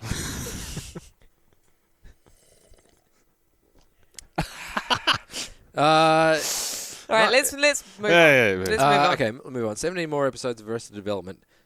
Really? That's news to me. Yeah, I just read it on this page. I literally still have not watched the 4th season. I've been putting it off because I wouldn't bother until these 17 more know. episodes actually materialize. Right. Because if they actually materialize and then there's actually an ending to the several bunch of episodes that they kind of... Because it didn't end. Well, because they had that whole thing where it's like, you can watch these in any order and it will still make sense, and it didn't. And then, as much as I admire those guys, and it's incredible the way that they have that kind of sort of labyrinth of references and story threads and things, and I really admire what they do. I don't think that Netflix 3rd season really... 4th season, yeah. 4th season, sorry. Really sort of worked out. But I had no idea they were making 17 more episodes. Yeah. What happened to the movie? I don't know. All I'm just reading... What did happen to the movie? I remember it was, when it was announced, it was like, Arrested Development is coming back for a 4th season and a movie. And it's like, the 4th season happened, and then the movie was never sort of spoken of again. Yeah, one of the producers, Brian Grazier. Yeah. Ron Howard's other... Dude. Guy. He's other dude. He's other guy. That's not how you say it. It's not the correct credit. But yeah. Sorry, yes. Brian Grazier. Yeah. Just just mentioned it recently. Okay, cool. There's going to be 17 more episodes. There we go. It's a weird number. Yeah, it is a little bit of a weird 17. number. But I like that. I like a different number. The Muppets may be coming back to TV. Surely that's some kind of Netflix thing. It's ABC. ABC. Yeah. Oh, the American and not ABC. the ABC down here, yeah. Right. We're not going to be watching it on iView. So, there's some Frank Oz is still alive. Yeah, Frank Oz is still alive, yeah. And from what I read, a bunch of the original performers would be involved. Is Brian Henson do Kermit? Is he still alive? I don't know. Brian Henson. He must be, unless he had some kind of fatal, tragic accident. I don't know. We really should research before we do this show. But there's some kind of pilot being put together. I love the Muppets. Yeah, Muppet Show was awesome. Yeah. Yeah, I mean, if there was a new Muppet Show that my kids could watch now, that'd be That'd be rad. Well, it's funny, like, just segueing slightly, there's the Inspector Gadget, the new Inspector Gadget on Netflix. No, I didn't know that. Yeah, there's a new Inspector Gadget on Netflix. It's CGI, so it's not like the original one. But I grew up watching Inspector Gadget. I loved Inspector Gadget. I love the music. Yeah. Yep. It doesn't have that music, by the way, which is tragedy. Seems strange. But I just started watching it with my son, and he loves it, and so we're into it. With it's a nice kind of bonding experience. This new Inspector Gadget. It's not that good, but I pretend to like it for his benefit because he likes it. You're a good dad. I'm so good. But yeah, if the Muppets came back, I'm sure he would like that too. But I like the Muppets even because I've the Muppet movies and stuff, and the contemporary Muppet movies made by Jason Segel not and Statham. Segel, yeah. Yep. And the music from the Fly the Conchords dude. And Yep. I didn't see the second one that they made. it was all right. Right. It was kind of a little hit and miss. I It was heard still it. it was That's what I still heard. done by the same guy. Jason Segel wasn't involved, but it's the director of the guy who did like Get Him to the Greek and all that. Right. Yeah. And it had Ricky Gervais in it. This Tina one Fey. did, yeah. Tina Fey was in it. So it had a Tina good Fey's cast. amazing. Yeah. Yeah. So, but I like the Muppets because it has that kind of like Pixar to some extent. It has that layer of child humor and adult humor totally. at the same time, which is, I imagine, because I can only do the adult. Actually, I can do the adult humor childishly, but I can't do both. But I think that must be really challenging. But yeah, the Muppets does that perfectly. So I would definitely welcome the Muppets back. To be something that I could share with my children when I'm not playing Bloodborne. Speaking of old shows, Full House to get a new season on Netflix? How? Surely some of them are dead. No, one of the Olsen twins. Surely. They're actually all alive. My issue with this is that, and it's meant to be called Fuller. It's rumored to be called Fuller House, and Please don't continue the story of DJ Tanner and her friend Kimmy Gibbler. I remember Kimmy Gibbler. I also remember, sadly, we all remember. Kimmy Gibbler. My problem with these revivals. Do you remember Skippy on Family Ties? Oh, same character. What makes me different really sex. sad is that Twin Peaks. It was recently announced that David Lynch was bowing out of Twin Peaks because of money issues with Showtime. They should get Swery to produce that. They should. By the way. Well, he knows. Yeah, he's already recreated very that familiar show. with that. Yeah. But yeah, I just like it's this sort of Twin Peaks is a totally different thing because it was a product of its time. It really was, but only from really an aesthetic perspective. Yeah, its weirdness transcends. Its weirdness really does kind of it's universal. It could be set in any period. Yeah. Whereas Full House, with all its saccharine sensibility, was very much the 90s. Whatever happened to predictability? The Milkman, the Paperboy, evening TV. I don't know why I'm turning into like a black soul singer. But like I don't like the idea. Like I just don't dig it. Like I'm sure a lot of people will, and who gives a shit what I think anyway about this idea? Because I watched Full House. Even when I was a kid, I watched Full House with one eyebrow raised. It was always like a show that I was like, Get out. No. Don't you mean cut it out? Cut it out. Yeah, I just like I don't really see it easily making the leap to today. It's 2015. Like, why would they all be living in the same house still? Well, yeah, Fuller House. I can only presume that they're sort of there are going to be some characters as long as Kirk that Cameron isn't invited, because that dude is a buzzkill. If they were, is he ever? Is he ever? Maybe it wouldn't be a sitcom anymore. Like, if they all still were living in the same house, it'd just be a gritty drama where it's like, our lives have just really gone to shit. Yeah. I'm still living with my... It should be like a prison at the big house. It should just be... they're all in jail. And, no, I've got nowhere to go from there. Yeah. Yeah, I don't want that. No. Do not want more Full House. Do you want the Pubcast mailbag? Yes. Yeah, I do.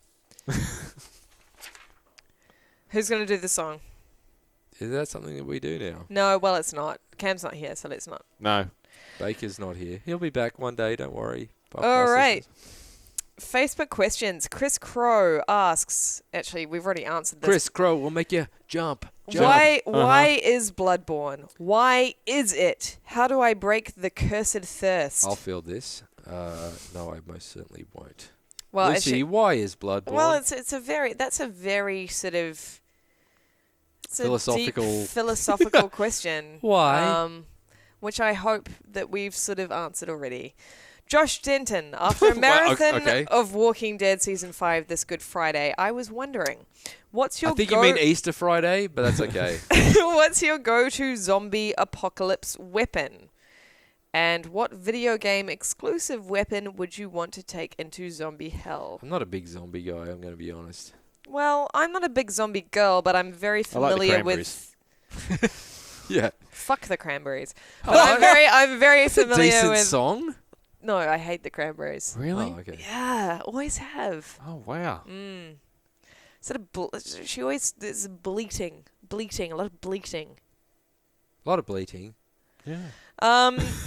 The answer to your question, Josh... Well, Lucy would take in a CD copy of the Cranberries, Linger, that she would use to stab zombies with the bleating and the... No, I don't know. No, well, I would... First of all, I would hole up in a supermarket. There's the supermarket in New Zealand, which we don't sell shotguns unless you're in the America. Yeah. There is a supermarket... In the America, which I just said, apparently. In the America. There's a supermarket in New Zealand, a supermarket chain called Pack and Save, right? And the whole... Try and Save. It's like Try and Save, but it's Pack instead of Try.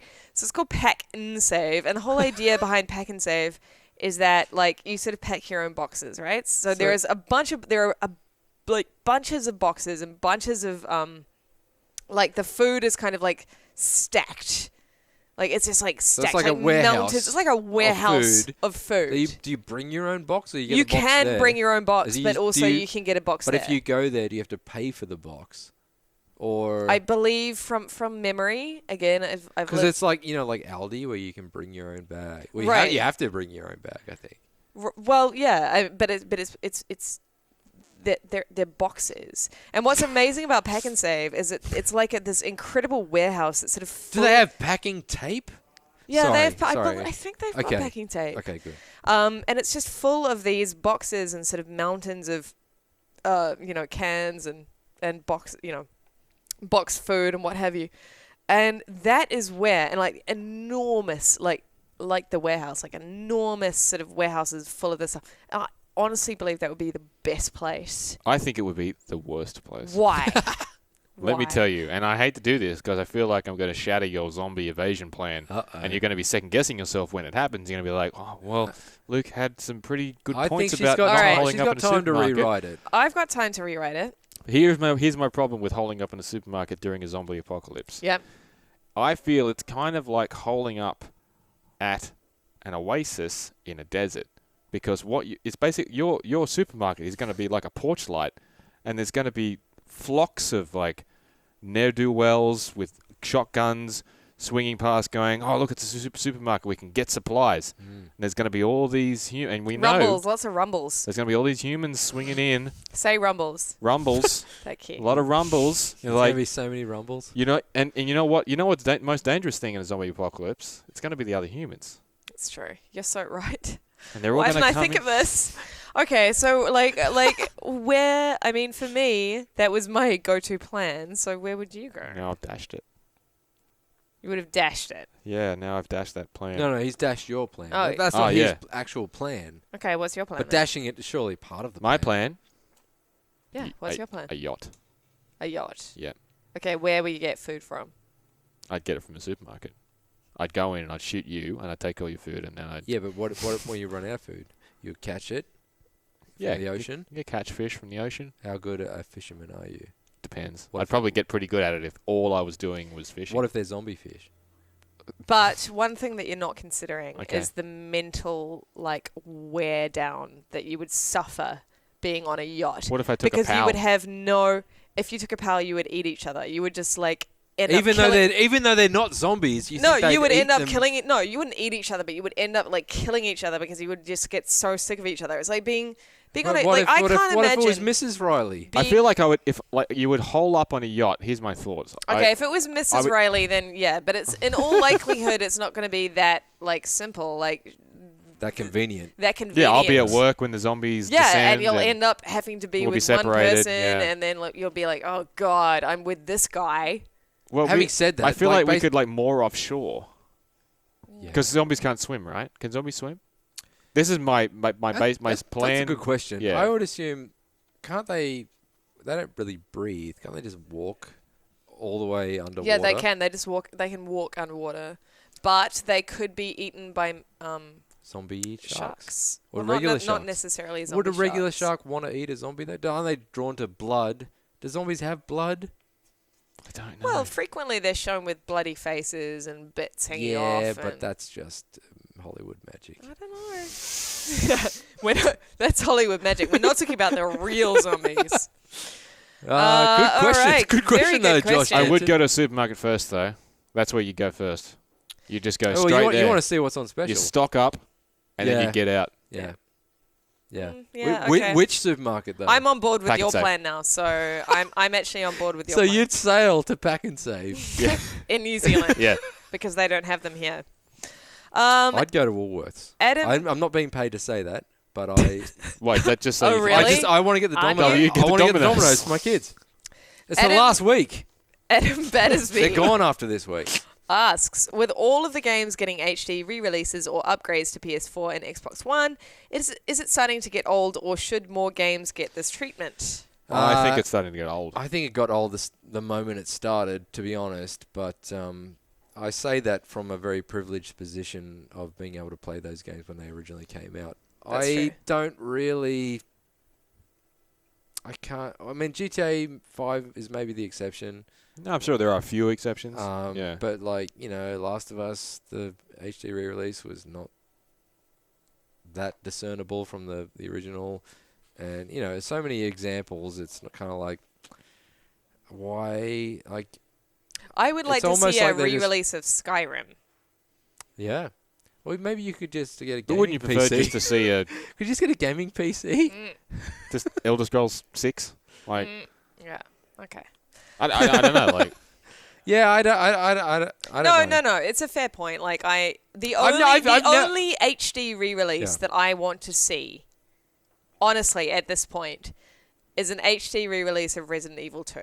That's it. Right. That is it, period. That's fine if it's an old game, like old. Yeah, like as 10 opposed years to or like, whatever. as opposed to if last it's year. last year, that's when it's taking the piss. That's when it's just when it's like Borderlands and it's 4 months old. Yeah, exactly. It's like I never play a game like can't wait to play this again in 6 months' time. But yeah, I definitely, if it's an old game and it gets a proper overhaul, absolutely, I welcome that. Are we moving on to? We are. Wait, what are you doing? Okay, I'll pick up the ball and run. Yeah, I'm throwing the ball. Julian Dandypants Puget. Or Puggett.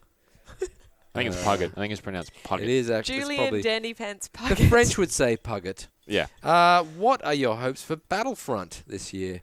Aside from it working properly or releasing without a delay, personally, I'd like to be treated to some interesting fiction. Do the Battlefront have a lot of narrative?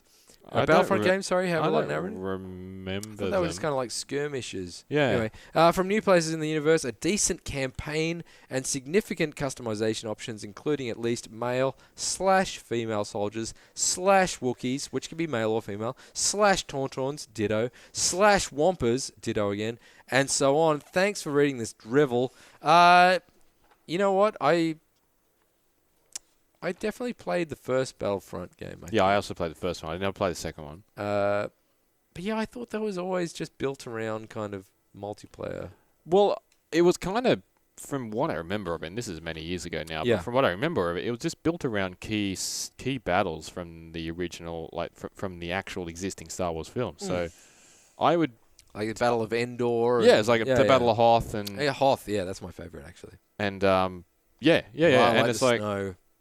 And so, I that's what I would probably want again, I guess. Like, I don't want them to necessarily try to do something different just for the sake of it. Like, these games are quite old now, so there's no reason why you can't. Like, it'd be absurd for someone to turn around and go, oh, no, we can't make another D-Day game because Medal of Honor did that. Right. Like, no, well, you could make a great one now, Yeah. in 2015. So there's no reason for them to go, oh, well, we already did the Battle of Hoth in Battlefront 1. Let's not do that again. It's like, no, let's do it again now. Like, it'd look awesome in 2015. I don't have any. Yeah. But I don't think. I don't know whether there needs to be anything original. All right, we are going to move on to Tim Nesbitt's question. What is the Pubcast thoughts on the Dallas Buyers Club ruling? Now, I don't know if you guys are totally aware. I mean, have you guys read about this? Yeah, I've seen it mentioned. Okay. Yeah. So basically, Dallas Buyers Club have won the right to IINet users' personal information, those who downloaded Dallas Buyers Club. I think it's is it only those who were seeding it though? I think so. Yeah. But basically, it's a big sort of shake-up for piracy in Australia. Yeah, it'd be interesting. I mean, they won't be able to do the same thing they do in the States. In the States, they just send out those notices saying that, hey, we could sue you for heaps of money, so pay us this money and we won't, and we'll go away. Yeah. And apparently a lot of people just do that. Right. They wouldn't be able to do that here because over there they can just send them out willy-nilly, but here they'd have to go through the court. And I doubt the courts here would be like, yeah, you can ask for $9,000 from someone. From this one dude. Yeah. In Camperdown. Because of their ISP, their ISP matches. It's like, well, because that's not a proof of download. That's just it's not a proof of that person downloading it necessarily, I guess. Yeah. I mean, they probably did. I mean, statistically speaking, some of those people might have just had someone download it on their network, but most of them probably just downloaded it. But that's not necessarily proof, I guess. I think that, like, culturally, Australians are renowned for their piracy. Yeah. That's just the way, even dating back to, having cassette tapes of Dire Straits' Brothers in Arms and whatever. Yeah. In the, I don't know why that came to my mind. Although Mark Knopfler, great guitar player. New Zealand and Australia have always been big piracy countries because of the fact that we don't get stuff. Well, that's what I was getting to. Like, I think that, and I think we've said this on the podcast before, but, like, if we had more avenues to pay for things legitimately and get it in a timely way, we would. And now that we're getting the streaming services, there's a bunch of them that have started up in the recent kind of weeks.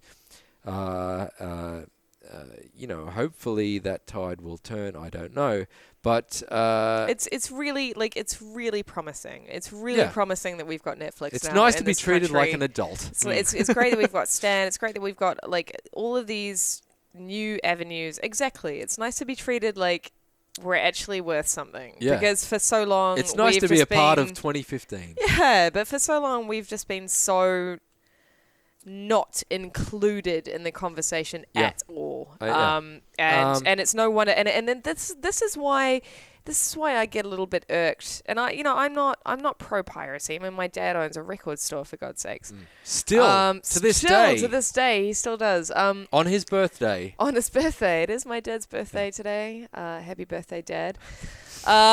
He's not listening. He's not listening at all, is he? He's so drunk right now. He's just having drunker a good than time. us. Yeah. But yeah, like I totally understand why piracy is as rampant as it is in the Southern Hemisphere, because this is the situation. Like, we don't have many alternatives at the moment. I think it's a sliding scale. I'm totally with you here, but I also think it's a sliding scale, and it's a very kind of a random example for it to have popped up. Obviously the Dallas these people Buyers Club, very very protective of the film, and they've that's a good movie. Yeah, sure. It's okay. It's okay. I'm just actually it's okay. But it's part of the reconnaissance. The reconnaissance. It is part of the reconnaissance, and also the Lido-sance. The Lido's, yeah. But I do think there is.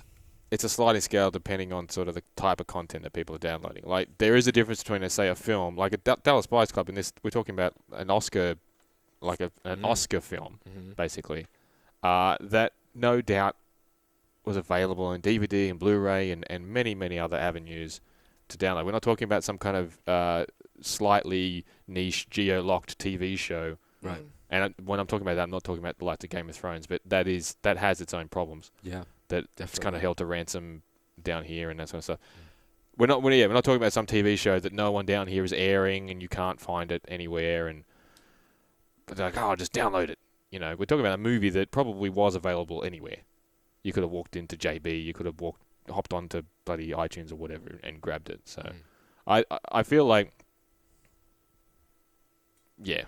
there's different levels of justification, and that's probably one of the worst examples to have popped up for people to be like, but we get treated like crap, and it's like, well, not with that one. You could buy it anywhere. This is not like it's freaking... Fair point. I don't know. That is a very good point. I'm trying to think of a good example, but I'm not familiar enough with enough online like storefronts for content. But there's stuff that, like, if you, I like watching Brooklyn Nine-Nine, for instance, but that no one airs that down here. I think Netflix does. Well, Netflix does maybe now, not on the But it's the AU same one. as it's the same as the 100. Like for me, the SBS 100. has the first season. I think Foxtel has rights to the 100. Don't say the F word. Yeah. Do not say the F word. It's basically unavailable. Fuck Foxtel. By any other means. Oh, so you've either got to pay a ridiculously expensive price for a Foxtel subscription, or you just get it via VPN masking. Yeah. Not that I am admitting to doing that, but I am just saying that is the reality of the situation. Yeah. Okay, so what else? Hasashi. There are a few. Well, I just want to touch on this. Just all right, no, you read that because I actually don't understand it at all. Hasashi hands out, not to throw the curtain on the podcast back too far. I think he means peel back the curtain. But do the upcoming Kabbalah's African Adventure and Hellblade's Norwegian metal soundtrack have anything to do with Baker's disappearance? I just want to touch on this because people probably are wondering what happened to Baker. He's not dead. Cam did mention this last week, but we should keep mentioning it. Yeah, we should keep, in case you missed it last week. He's just super busy, but he will be back every now and then. With a vengeance. Yeah. So keep back with a vengeance. Yeah. If he's not back with a vengeance, you can sue us. Back with a vengeance. He will be back. Luke Crompton, I'm Ron Burgundy. Great reference. Great question. Yeah. Great unintentional question. Chris O'Day, would you rather yes. get drunk off beer or whiskey? Pertinent. I'm currently drunk off whiskey in Tennessee, so I wanted to know. Tennessee. Also, fuck country music. Okay. Personally, I would rather get drunk off beer because whiskey gives me the worst kinds of hangover that I've... No, but regardless of the hangover, what about the actual... Oh, the actual, being drunk? Oh, then whiskey. Yeah. I think that's what he wants to know. Because Tennessee seems like a place where you would drink whiskey, not beer. Maybe It's both. true. Yeah, I guess so. I like Brad Munro's question. Does anyone else find the word "the rapist" awkward to read? The rapist. Therapist. I see what you did there. It's Tobias on Arrested Development, who's like a half an analyst and half therapist and anal rapist. That's funny. But yes, you are right, Brad. But 17 more episodes funny? No, maybe. I have faith. Yeah. But therapist does look exactly like the rapist. And rape, I'm just going to put it out there. Rape jokes are lame. They are, but it does look like the rapist, though. It is an awkward word. Like, in defense of Brad Munro and the word I therapist, had never even considered that. You just always read it as the... I just considered it as therapist. Okay, Actually. all right. Thank Jeez, way to be you. literal. But back to Chris O'Day. Oh, there's more on the other side. Both. Shit. There's more on the other beer side. And whiskey. Okay, so before we go to the other side, Matt Jordan, would you describe Ben Baker as the podcast answer to Dickie Knee? Yes. Yow! Mr. Summers. Andrew Pett says Nikki Pierce Lowen. I think he was tagging a friend in your hilarious photo. I don't think so. Let's Aston Martin Hall. We've actually addressed your question, friend of the podcast. Oh yeah. Okay. Aaron J. Elul? Aaron J. Alal. Elul? Are there any games you want to play but know you can't dedicate the proper time to? Bloodborne. I played Dark Souls, put it down for a month, and when I picked it back up, I was at the beginning of the learning curve again, so I ditched it. I want to play Bloodborne, but can't give it the time, so I don't lose my skills. Bloodborne. Okay. For me, actually, the answer to that is Forza Motorsport no. 2. I've got the latest Final Fantasy downloaded, and I am planning to play 15, and I'm in that situation where I'm like, I really want to get back into this game. I really want to get back into the series. But I know that there's so much learning and sort of mechanics I've got to wrap my head around, and the thought of it is actually a little bit sort of like I'm actually filled with a little bit of dread, which probably isn't the right way to be feeling about playing a video game. You don't want to feel that. Sean God, friend of the podcast, asks, who's excited for Game of Thrones, and do you watch it legitimately, or as legit as us Aussies can? Can I ask you, like, HBO Now is the online HBO. It's just launched. Yeah. I think it's available. It's only on iTunes. I think it's available here. HBO Now. But I might be wrong, and I have done no research. I think you might be wrong. Oh, well, according to my VPN relocator, it's available now. Oh, yeah. like I think it's available. Yeah. I just don't think it's like it's not available. Right. Is that a Foxtel thing? I'm going to go ahead. Probably is. Go It's ahead a and play Foxtel thing. Fucking hell, man. Rupert Murdoch. I can't believe we used to work for him. What the fuck were we thinking? Oh, yeah, we were thinking we wanted to get paid and support our families. It's a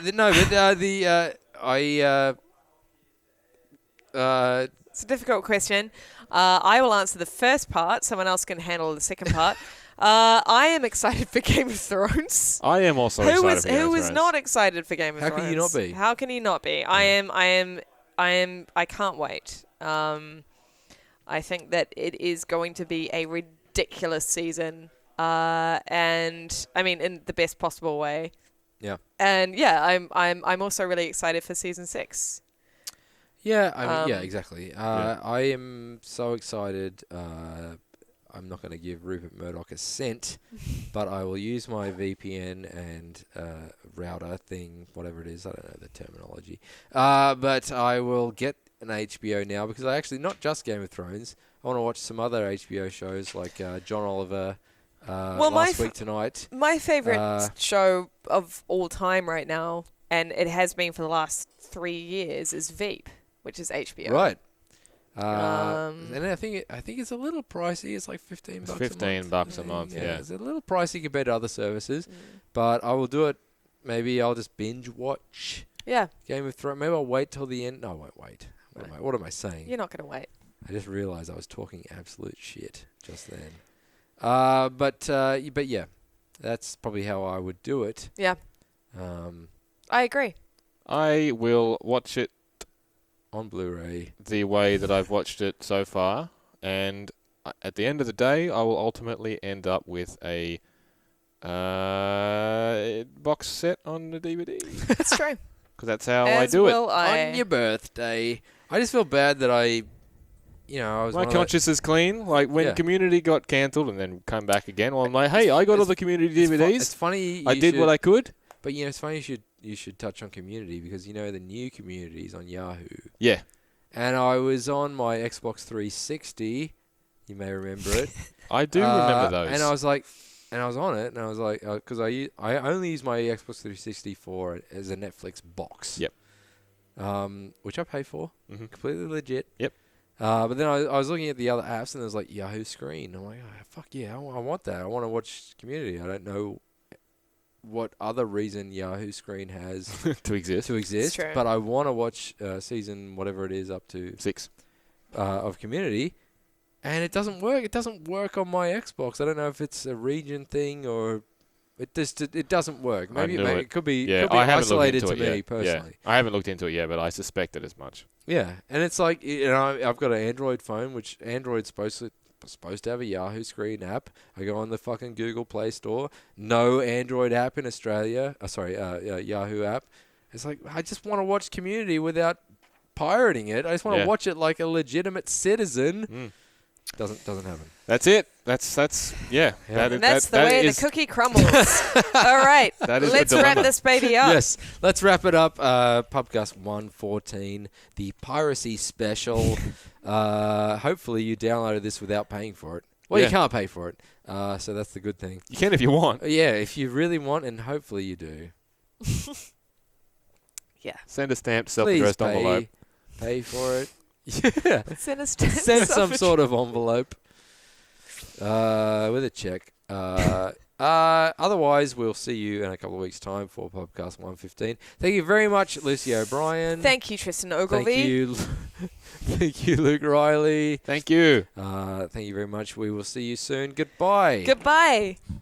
Wait, don't we do the freeze frame anymore? I'll freeze frame the screen.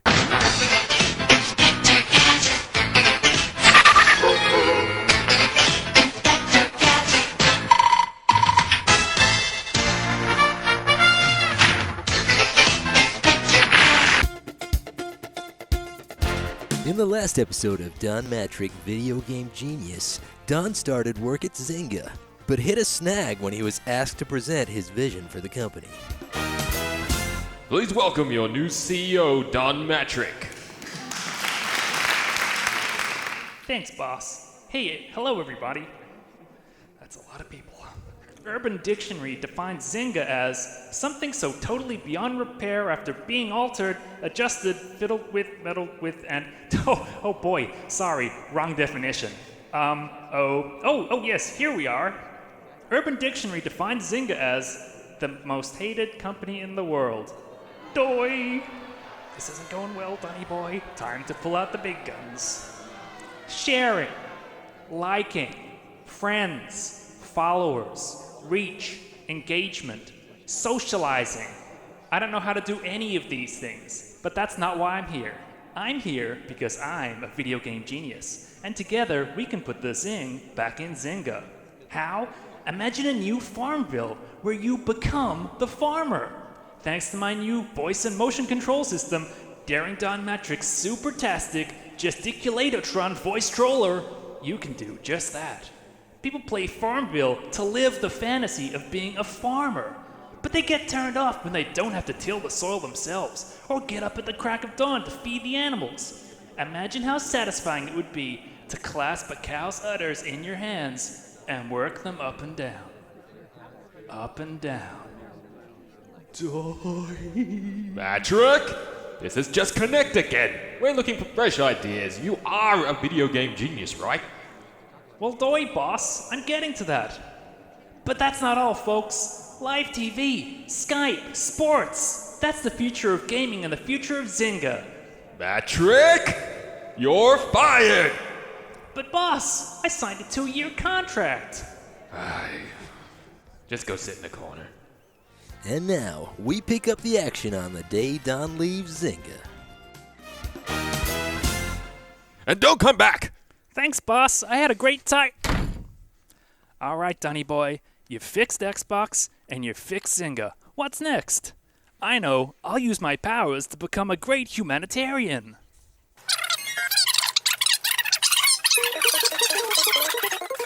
Please welcome the new CEO of UNICEF, Don Matrick. Thanks, boss. Hi, everybody. So, what does UNICEF do well? It helps the poorest of the poor. It responds to crises around the world. It does so much good. But what doesn't it do? Voice and body control video games. I call it the Magical Matrick Motion and Mumble Mystery Machine. You're fired! Doi!